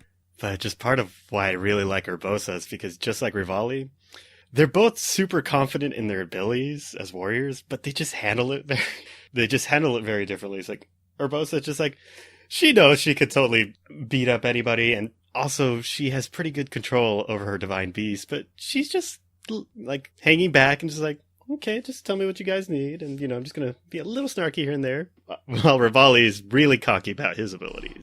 Mm-hmm. The Gerudo in general are great characters. Like, they're just like a great, like, just the idea, like, they're like an Amazon kind of thing, but they're not like we're men hater, like Amazon like that. We're just like, we are this society, we have built around this kind of structure, and we are women who are powerful, and they still go out and they find men and they do their thing, but it's just, I just think they're really cool as a culture in general, and Urobosa just kind of embodies that. Just as a quick little aside, I don't know if you guys have done this yet, but have you ever swung a sword at one of the Gerudo just standing on guard? No. I don't think so. Okay, you should try it. It's pretty funny. If you swing your sword at them while they're just standing on guard, they like hit Link and he flies back like 50 feet. Oh, awesome. I think this scene actually also does a really good job at showing how, even though she's like this big, strong Amazon, we see her nurturing Zelda. Zelda's sleeping on her, and she's just there, like, practically being her rock. She's just there. I'm here to support you. And even though I wake you up with a little joke, but I was here and taking care of you, just giving you your break. And, she seems very tender with Zelda and very concerned. And the first thing she actually talks to you about is how are you getting along with Zelda, Link? And, she takes your silence to mean that things are not going well, that, that you're still having a hard time, getting along together. Yeah, it's the emotional support Zelda needs. I mean, with her father being the way she is and her trying to shoulder everything, it's a really touching moment. And as we see in later scenes, she's usually shows up to be her first concern is Zelda's safety. In later scenes, when there's danger, Urobosa's the one like, we need to get you somewhere safe. Like, you are my priority in this situation. I like that. And this feels like this leads directly into the next scene. We're still in Gerudo, and we see the scene Blades of the Yiga. And this is just a very quick scene of Zelda running for her life from those Yiga ninja assassins. And right before she's going to be slain, Link comes in and swipes it, and you kind of see that really great determination in his eyes. Like, the Yiga are obviously scared of Link, but he just has that look, like, he doesn't even, like, look to the side. Like, he knows Zelda's safe, but he's like, eyes on my enemy. He never takes his eyes off the bad guys. Yeah, I enjoyed this scene. It was cool to see Link kind of fight in a cutscene, and then this the first time you sort of see Zelda like, maybe I was wrong about this guy. Yeah, and that actually links, if you read in her diary, if you find that in the castle, she mentions that, like, yeah, maybe I've been too hard on him. He just saved my life from a bunch of assassins in the desert. Yeah. It also implies, again, she ditched him again. That's why she was running. She is obviously getting away from Link at all costs, and he still manages to track her down and save her life there. So I just thought that was, really cool how that all kind of builds up and ties here. Yeah, I personally really like that one because it felt like, here is my purpose, here's what I'm supposed to be doing, and I did my job. Yeah, right. And Link's just good at his job, I think that's one other thing, though. It's such a mixed feeling. Like, Link is so dang good at his job. I have to do my job. Like, he's really, his job's to protect my life. I really shouldn't begrudge him for being good at it. And then we lead into a premonition, and this is really funny because the next scene is just like a pile of dead monsters, like an army, Lionels, Moblins, all over the place, just dead. And Zelda's now taking care of Link's wounds in a, very affable fashion with him. And it just seems like, yeah, all right, saving my life, showing me a thing. I'm warming up to you. Yeah, this is my favorite scene. I just love how it pans up from all these bodies, and Link's just got this little cut, and she's like, you gotta be careful. Bravery is, you can't be stupid at the same time. Yeah. And then it pans over again, you just see all these dead bodies, and you're just like, yeah, Link's a pretty good warrior. Yeah, I was like, wow, that's a lot of dead bodies. And then I saw that, I was the guy that did it. Wow, there's a lot of dead bodies. Yeah. Yeah, and they're not even like that, like, out of it, cause of it. They're just like, yeah, these are happening more often, but, Link's a killing machine. It's like 2 Lionels there. Yeah, like, it's good that they show just how powerful Link is supposed to be and just accept it, and that's pretty. I also think that this is also foreshadowing something else now. I have a lot of I'm a sucker for a romance, and I'm not sure who the true romance interest in this story is, whether it's Zelda or Mipha. And I'm just going to say, though, this is one of the scenes where they kind of bring up this question, because later we see, the big deal is Mipha and is always there to take care of Link's wounds. That's kind of her thing. And this scene, we see Zelda is the one taking care of his wounds. And I don't know if that's intentional or not, but I feel like they might be alluding to something where Zelda is kind of Zelda's filling in where Mipha was always, supposed to be there for Link. And we know that Mipha has a flat-out crush on Link. Maybe it was a romance. I can't even tell if, Link never said anything, but we know that Mipha wanted to marry Link. The next scene, okay, now tell me if I'm just reading into this, okay? Tell me, guys, if I'm just have a dirty mind or something. But this whole scene, all right, this is the scene where she's just investigating plants, and we're just kind of seeing them very friendly again, and she's looking at all these, telling you how beautiful these things are. And, the silent princess plant that is, it thrives in the wild, and I'm just going to go on a limb and say the silent princess is supposed to be somehow an allegory for herself. But then she talks about this frog that she catches. It's supposed to enhance certain abilities in people, and I don't know, they just kept saying a person with your physical ability will be able to benefit greatly from this. And I don't know, it almost sounded like she was trying to push an aphrodisiac on him or something, or it would just seem like a really weird, because this game was full of sexual innuendos, and I just was wondering if this was another little little joke they were putting in there. I think definitely. I mean, just the cinematography of this scene and some of the shots of Zelda, and then and I think and from the previous 2 memories, it shows that she is developing this crush on him, and so now she's being really, really flirty with him. Yeah, I'll just say it seemed like all of Reddit went over this cutscene more than any other really? cutscene. Oh, yeah. Okay. I'm glad that I'm not like my brain's just reaching here. I did not research. I did not pull this from anything else. I just saw the scene, and I'm telling you what I may have felt was a possible undertone to it. All right. So, other than that, it was just even if you delete that, this is just a scene of them getting along, enjoying, nature, and they allude to Zelda being the kind of person who is not meant to be in a castle being that kind of princess. She is the kind of person who thrives in the wild. Yeah, and it was one of the times where she wasn't under pressure, she wasn't under stress, she wasn't upset. So to me, that was the good thing about that cutscene. She wasn't stressed out and worried and telling him to get away. Mm-hmm. And that's the only time, but at least the first time they talk about the Silent Princess flower. Mm-hmm.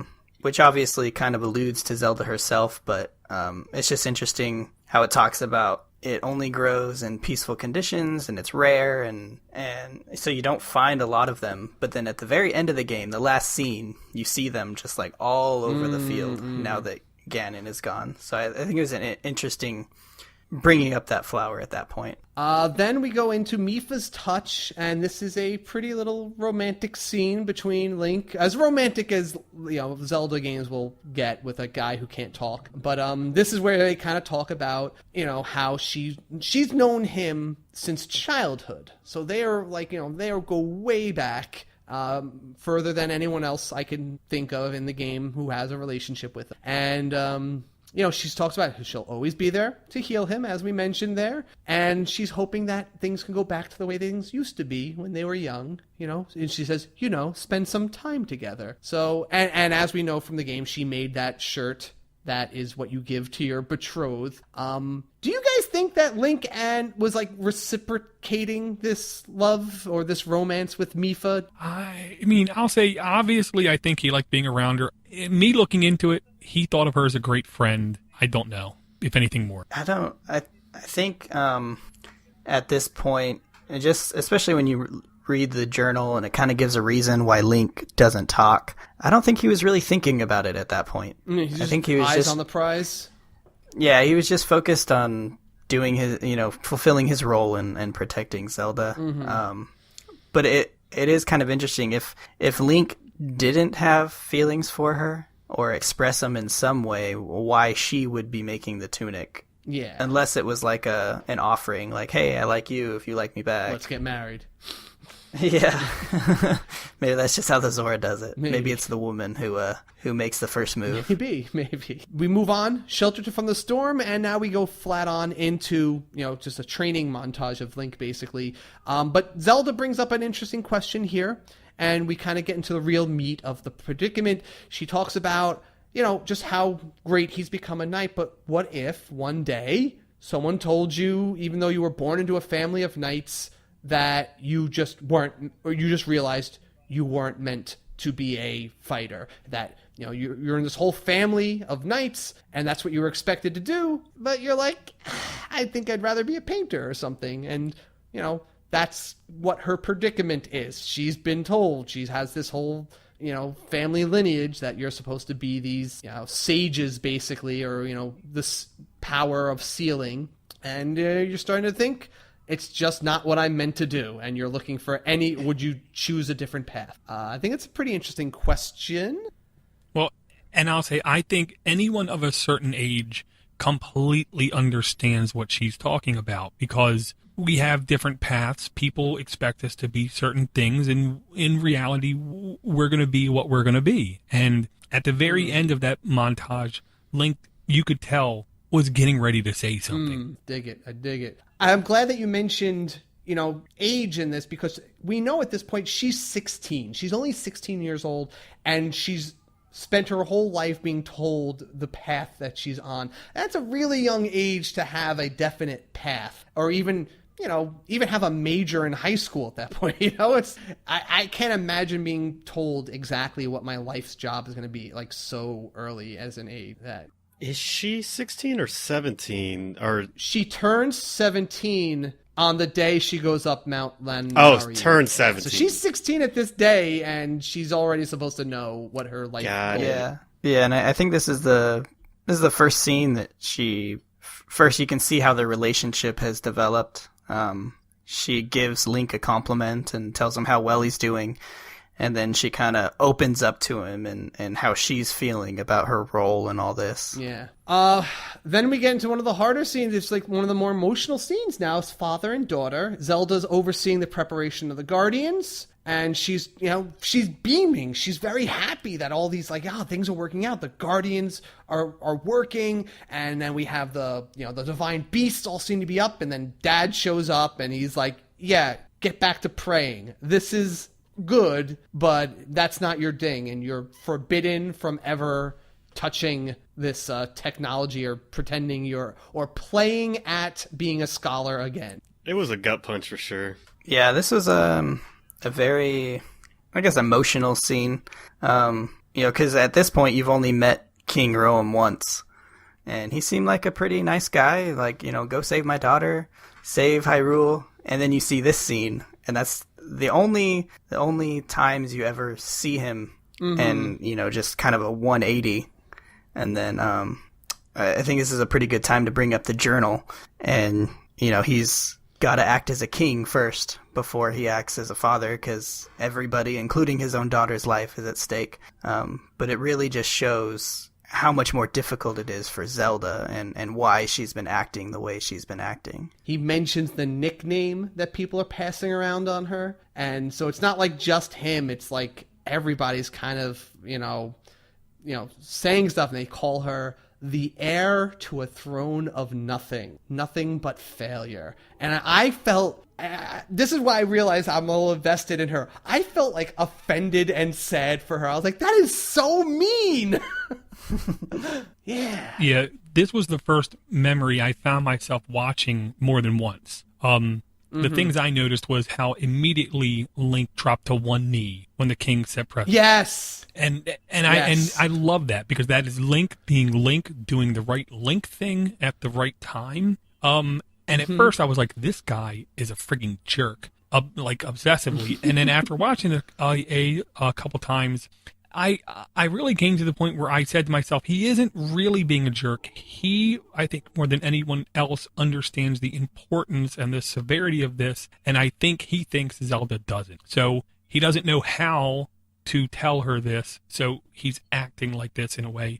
So I don't want to say I gave him excuses, but I could tell he is very stressed out. He understands this important. He wants he understands everything has to go perfect or else. That kind of starts to get me thinking a little bit, though, because if you think about Link, he's just playing the role he's given to the best of his ability. And Zelda, she doesn't exactly fit the role she's given. Throughout the memories, you see that as hard as she tries, no matter how much time she puts into it, it's not working. She's frustrated. She has doubts, and she's kind of envious or jealous of Link, because she just wish the role she was given she could just do because it fits, and she just wants to do something so outside of what was given. And in this scene, you just see her father. It's like, he may understand, she may be good at it, but it's like, no, she just shut down. And it's just like having Link standing there, just like, you're so lucky, you just get to play your role. No, I'll say, one of the, my wife tells me pretty often, she always tells me how lucky she thinks I am, because I found what I like to do and I'm good at it. I don't just enjoy writing and being a writer.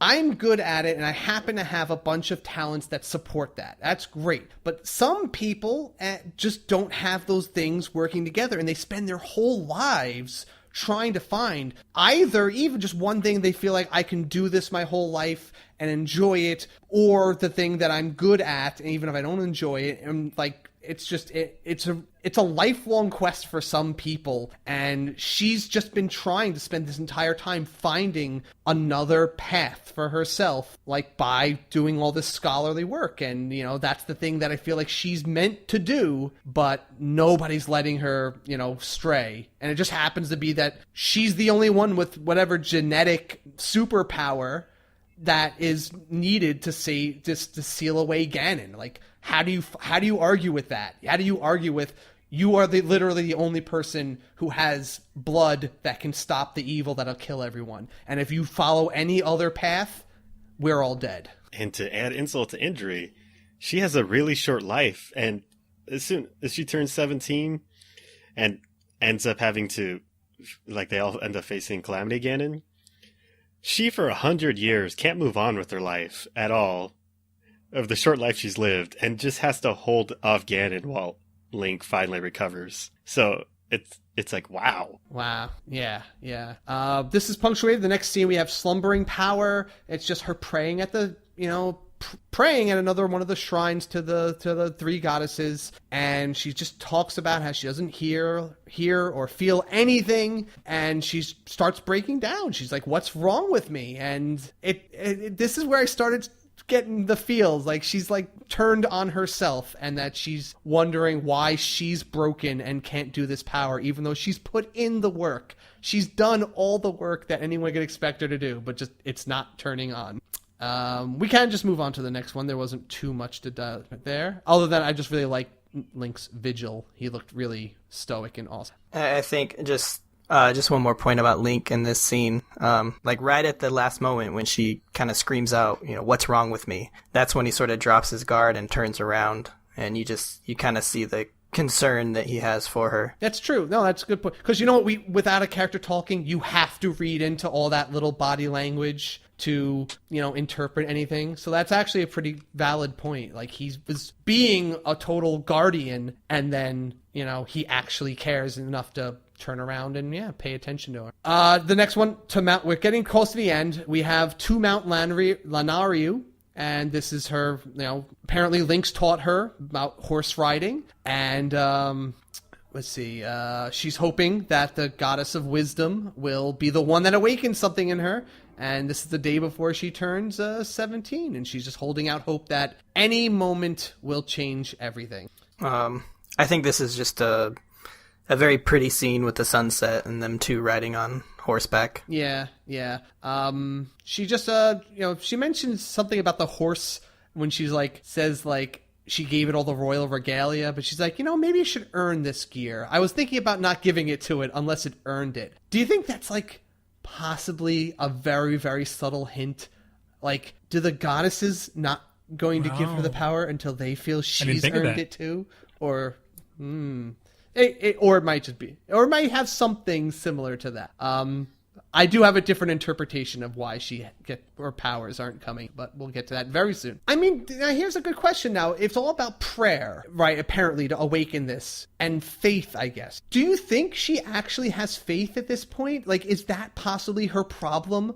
That she's praying, but is it just lip service? Has she not actually had faith at any time, and that's why nothing will awaken in her? I do feel that, just because at this point she is so full of doubt that it's like she would like try to hint at it, but she won't say it outright. I will agree and say at this point in time in the game, I don't think she understands what it means to have faith. And I think she just has no idea how to get the powers to surface within her, because she was supposed to start training with her mother, who had the powers, but she died at a young age, and now she's just kind of left to figure it out on her own, and she just doesn't know what to do. And I think that's why when she's not doing that, she's pouring all of her time into this technology that defeated Ganon back in the day. Okay. Now, that's actually a good point. They do mention, right, she died before she can teach her, and maybe she's, just grasping and she doesn't have any of the proper knowledge about how to do it yet.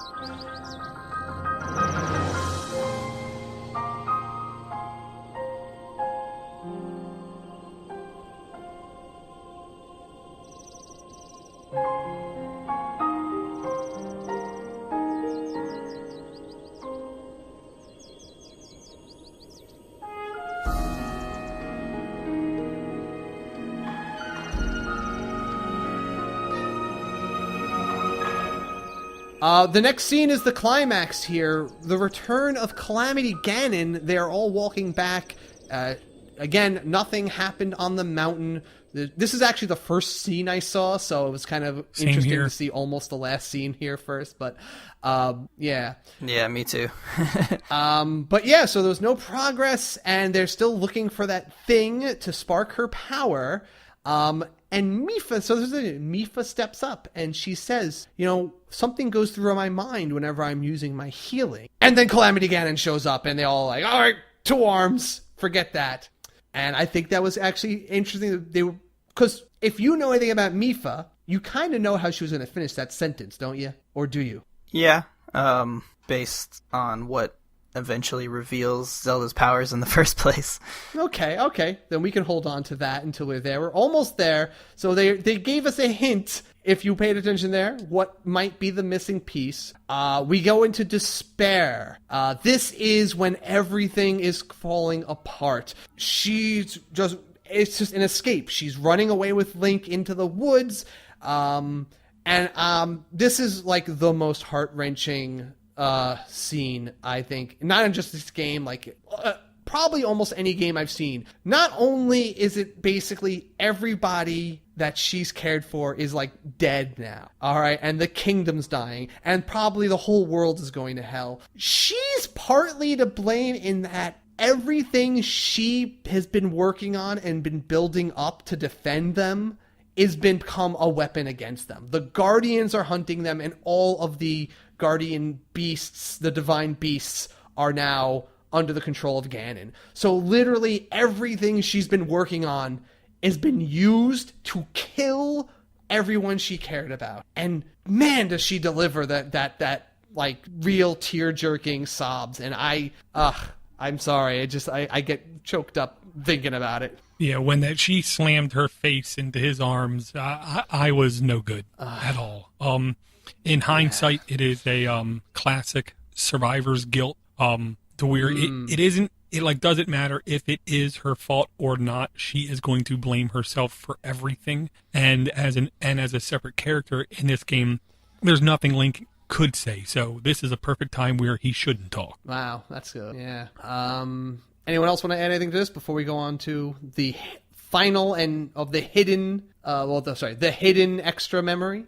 Yeah. So I will say this was one of the last memories I think I stumbled across, and I don't know why, but to me this was a very impactful one. Really good. The only negative I'll say is if the game could have been designed so if you went the way they encouraged you to go, you would uncover the memories in the proper order. I think I would have been more encouraged to follow their path. That's interesting. It is, that would be cool. It is, though, like, I guess they're placed where they happened, so they would have to probably, like, because the events all seem to fit where they are located, and it tells a story that way. And I kind of liked that it came across in a weird mishmash. Like I said, like, I saw all the ones where her and Link were like buddy first, so I didn't notice when I was watching these the first time that there was tension. It was only later on when I got the earliest story chapters later in the game that I started seeing, oh no, this is kind of a more complicated relationship than I thought. And then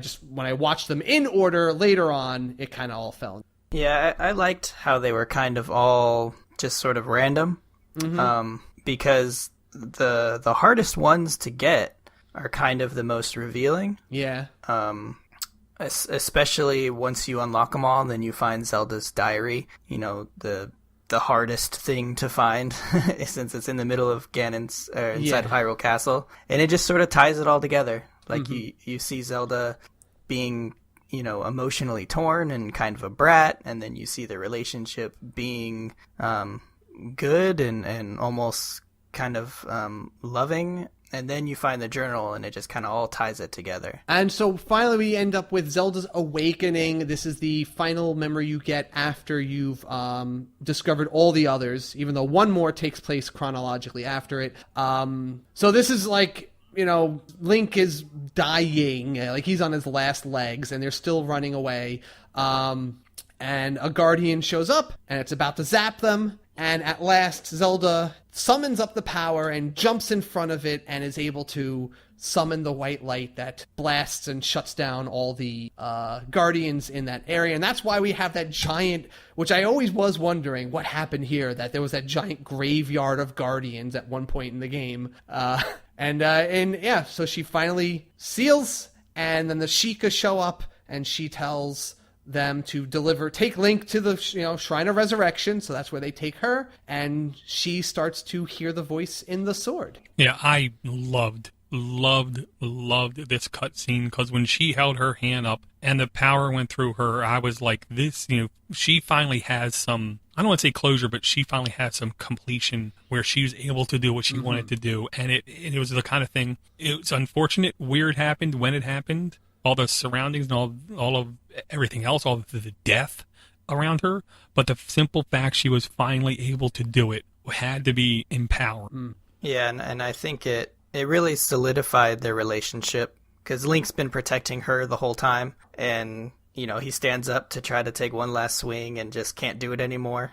They've been overwhelmed by Ganon's force, and then she finally turns around and does the same thing for him. So their role in this process between good and evil is very tied to each other. And I think it kind of answers that question. What was Mipha saying was going through her head when she's healing? Well, what else but Link? She's probably thinking of him when she's healing him, and maybe that's the thing. Like, Zelda has always been doing this stuff either for herself or for her duty, but not necessarily for someone else. Like, now she's doing it because she has to protect not just the vague notion of the people, but she's like, no, here is a person I now care about, and I need this power to save him. And that is why she was like finally able to click. And they've been alluding to it the whole time. They said there's going to be something, has to be something that makes it turn on or, turn around. And that was kind of it, caring about him. Yeah, I always thought the two driving things in this game for her and for all of the others was faith and passion. Once she acknowledged the passion was there, instincts took over, she put her hand up, the power came out, thus resolving her faith.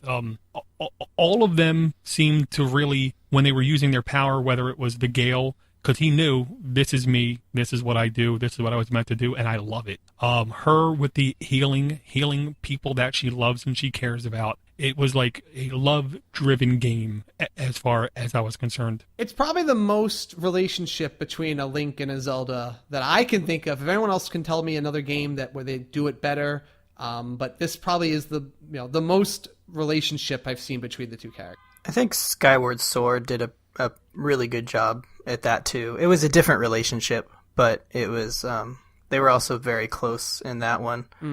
I just do want to say something about this scene though. It just goes to show how cool the Sheikah are. When they come running and like flipping over all the guardians. It was really cool, yeah. Very loyal little servants. And I love that simple visual effect of the guardian and its lights are just flickering. Like it's it's just barely clinging to life. Like that's Link. Link is just like a flickering thing on the brink of just shutting down and being dead forever. And I just like it drove it home. It's so artistically done. It was beautiful. And then finally we have the last chronological piece of memory, and really the final setup before the game begins is the Master Sword. And this is Zelda taking the sword to the Korok forest and placing it to be healed. And I just like, it's so damaged and worn. It looks like it symbolizes the kingdom. It's just like falling apart, and it just needs some time to like recuperate before it could do anything again. And she says something about like, I'm going to, can you leave a message for Link for me? And then it's the Deku Tree says, it would be much better if we left that message in your tone of voice, wouldn't it? And then we just she leaves the sword in place to heal, and that's the last scene we see, is just the Master Sword waiting for the time where it'll be drawn. Yeah, to me this scene was very poetic. It was the first time I remember seeing Zelda with like an actual like countenance of hope and like happiness, even though everything's going so horribly wrong. Like she actually looks like confident that things are going to be better for once. Yeah, she finally knows her place and knows what she needs to do. Yeah. I'm wondering now, like, is there like, I feel like there's a scene missing. Like, we never see her go and actually like seal I mean, I guess we don't need to see it, but it's just interesting that like we never see her go and seal Ganon, like, so that, because they talk about, he can't leave the castle right now. I think that's the situation when we start the game, and she's behind that. Or am I mistaking something? But we never see her like do that yet. So I just think that's, up to us to understand. But I just thought that was, something interesting that's left to us to see. I do agree. It's like part of me wonders if it's going to be answered in the newest DLC. Bright side about all of this is there's enough open-endedness where you could fill in some things with DLC, and if not, the imagination can round the rest out. Ooh, that's true. We do have room in there. Well, yeah, there was plenty of gaps in this story, and it might have been purposefully planned openings for possibility of DLC. They also encourage you to use your own imagination, I'll say, and plug those holes up. But either way, Casey, in my head, I could swear, at least I imagined the scene where that she did that. But in hindsight, you're right. There was no imagery of her doing it. Yeah, the only scene is where you kind of see her use her powers against Ganon would be at the very end, which I assume would probably look very similar when she sealed him the first time. Yeah, it's true. That's right. We haven't talked about the last boss battle, where you actually fight him. Though I will say that it didn't feel like much of a story fight. It was just like Ganon doesn't say anything. He is just this force of evil, and the only plot that's actually advanced is that, Zelda gives you the arrow of light and you beat him, and then really nothing is advanced plot-wise other than Ganon is killed until after the credits where we get that last little scene. Yeah, I thought this was interesting, because I'm pretty familiar with all the Zelda lore and just kind of how things have gone. But if like in the Hyrule Compendium, if you read about Calamity Ganon, if you took a picture of him, it talks about him hibernating in that cocoon that you find him in, which actually is very similar to what Link is hibernating in. Interesting. Yeah. Excuse me. They look very, very similar if you compare the two. But it basically says that he was forced to come out of that cocoon too early in order to fight Link. So I wonder if he had been left in there, what kind of form he would have taken. I doubt he would have needed to use the Sheikah technology that he ended up being. But yeah, he was basically at this point just reincarnated evil rather than some sort of mastermind. It was really awesome though, wasn't it, when the 4 divine beasts all like shoot their lasers and blast him, like take that hit point bar down by half. Oh, it was so satisfying. It felt good. Like it just shows you like what you were working for. It's like, I did all this so that I can have a half hit point final boss. Awesome. I'm good with that. Yeah, and they all have their little one-liners. Yeah. I like Urbosa's. It's like, so I heard you used to be you were at one point a Gerudo. Well, take this. Yeah. I just wanted to say, before we get into Ganon, can we talk a little bit about Hyrule Castle? I think that's worthy. I mean, that is an amazing final dungeon area. It was so good. Just like the music alone was amazing. Mm-hmm. How many people like delved into it before they were ready to fight Ganon, just to like pilfer stuff and explore it? I did, because I heard of the Hylian shield. I did as well, just because I couldn't keep away. But that, and I had to dig for a memory. Yeah, I think that's why that was my motivating factor of going there the first time, was getting the memory and then taking off. I was in there a lot, and I ended up going back in and out so often, especially once I found the shrine inside of it, that like I knew my way around so fast. I could go from that shrine to the entrance to Ganon in like 60 seconds. Because there's so many shortcuts you can find that once you know the place, it's just like, it's no longer scary. It's like the whole game encapsulated. You start out, everything's scary, and it's this labyrinth of horrible creatures. But then once you get to know it, and I don't even have like better gear, I'm just like still the same Link, but like I just know the place so well. I could just jump around, I go through this hole, climb this wall, swim up this waterfall, I'm at the final gate. It's just awesome. Well, yeah, and the two things that I learned inside there was, well, one difference between this and some previous Zelda games was there's no map. As soon as you enter those areas, you have a map. It just isn't detailed. And I found that incredibly helpful in just understanding where I am at and the girth of the whole castle. And here's where I really learned about how you could make noises happen that would have enemies turn around and look at them, which I later abused, because if I could shoot an arrow in a wall and have someone turn around and look at it, I could then easily walk up to their backside and hit them with a strike, and they would take like double damage. Yeah. It's kind of like something when they did with that when you go into the Yiga clan, hideout, and that's like that whole dungeon is like a stealth mission where you have to like master that art. I love that boss battle so much. It's probably my all-time favorite boss battle, at least in the game. It was yeah, pretty good. It's pretty funny. Yeah, no, that was good. I forgot about that one, actually. We just talked about it. That was one of the most interesting and like actually like a unique kind of boss. I was just say I like the design of the castle, just how there's like the underground section, and then there's the inside corridors, and then there's the outside area. It was just very well thought out, and the whole thing just felt... And there's like 6 ways to go into it. You can go in from like 6 different entrances and like climb your way up through the mines, or just... Did anyone else climb up on top of one of those big Sheikah pillars? I tried so hard. If there's a way, I never figured it out. Yeah, you have to like use Rivali's Gale. You go up, land on a pedestal, use it again, and just like find little ledges. If you get all the way to the top, you can just like fly right into Ganon's chamber. That's cool.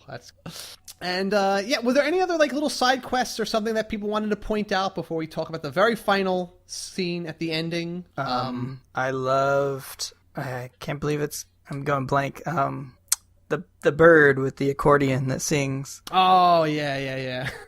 Keese? Says the K. Yeah. Cass. I loved that whole series of anytime you found him, you got a new little quest, and sometimes it was a shrine, and it was like overworld puzzles, and sometimes it was just lore, and then the song at the end was great with him. Yeah.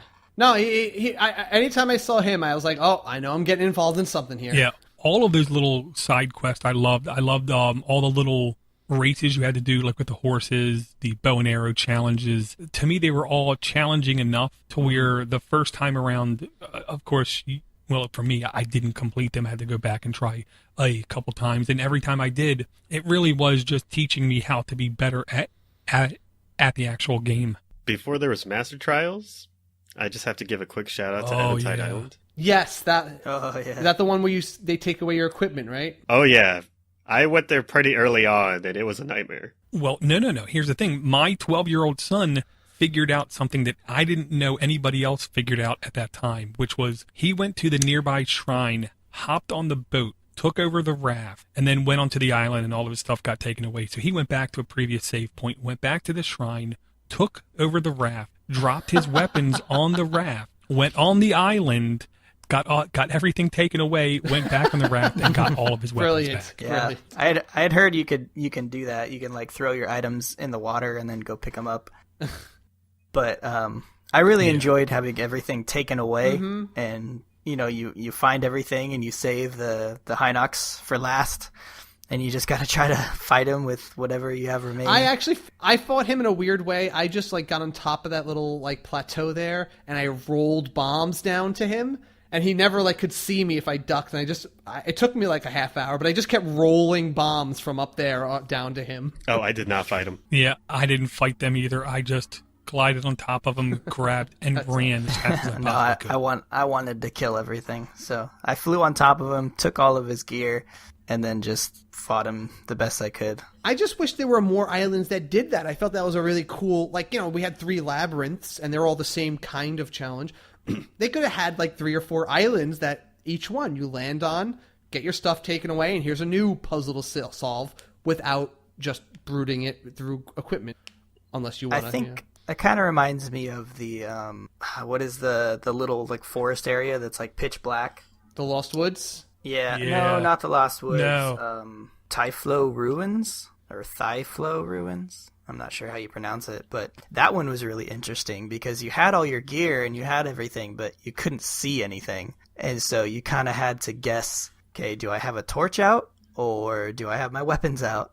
Yeah, I kept using flaming arrows to at least light the way in front of me because I guess, one of the things that kept happening in this game was like a feeling of fear. But being in absolute darkness and just hearing noises, like, what is that noise? What is that noise? What is that noise? I wasn't sure what to expect. So I was in panic mode the whole time.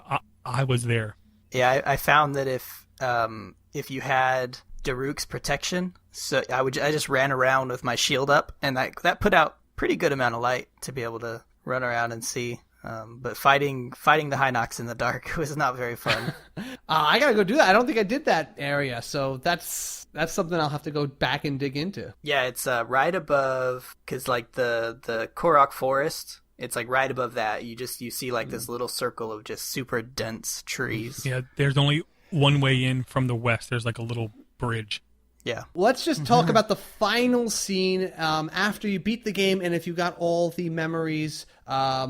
The final little bonus scene is Zelda and Link just kind of traveling off and beginning, I guess, the rebuilding process. It sounds like, they're heading off to the Zora realm to, I forget, like to reestablish relations or help them, rebuild and solve problems. Honestly, I see this as a great opportunity, not just for like the DLC, but I would not mind an actual legitimate sequel where it's not about Ganon. It's about, like, whatever other evils and troubles are in the world left over from Calamity that are now, there's got to be a new bandit king now who's taking advantage of the world and, like, he's the new boss of us trying to restore the world to its former glory. Yeah, I'm interested to see what the DLC is. Because, it's Ballad of the Champions. I wonder if it'll be the journey of recruiting 4 new champions. Ooh, that'd be cool. Yeah, my son was upset because after defeating Ganon, he wanted the task to be, now you have to go through the entire land and defeat all of the remaining enemies because there should be no more Blood Moon, was his logic. Oh. Yeah. Well, there's definitely a lot we can't get through on this. I mean, obviously, this game is one of the most massive things we've ever, gotten to play, and we could probably do a 3-part episode just talking about it. But since this is the first one of these, I had to limit it, even though this is going to be a monster episode already. I'll see what I do with it. But I think we have to cut it off there. I think we touched upon everything and then some that I wanted to talk about. But if there's anything that we really, really missed that you guys listening wanted us to talk about or want to add, definitely leave either a comment on the post or just email me and we'll read it on the show. I'd love to talk about everyone's favorite aspects of this game. Personally, I was really glad we got to dive into the plot and analyze this because this was probably the most plot intensive of the Zelda games, at least for me.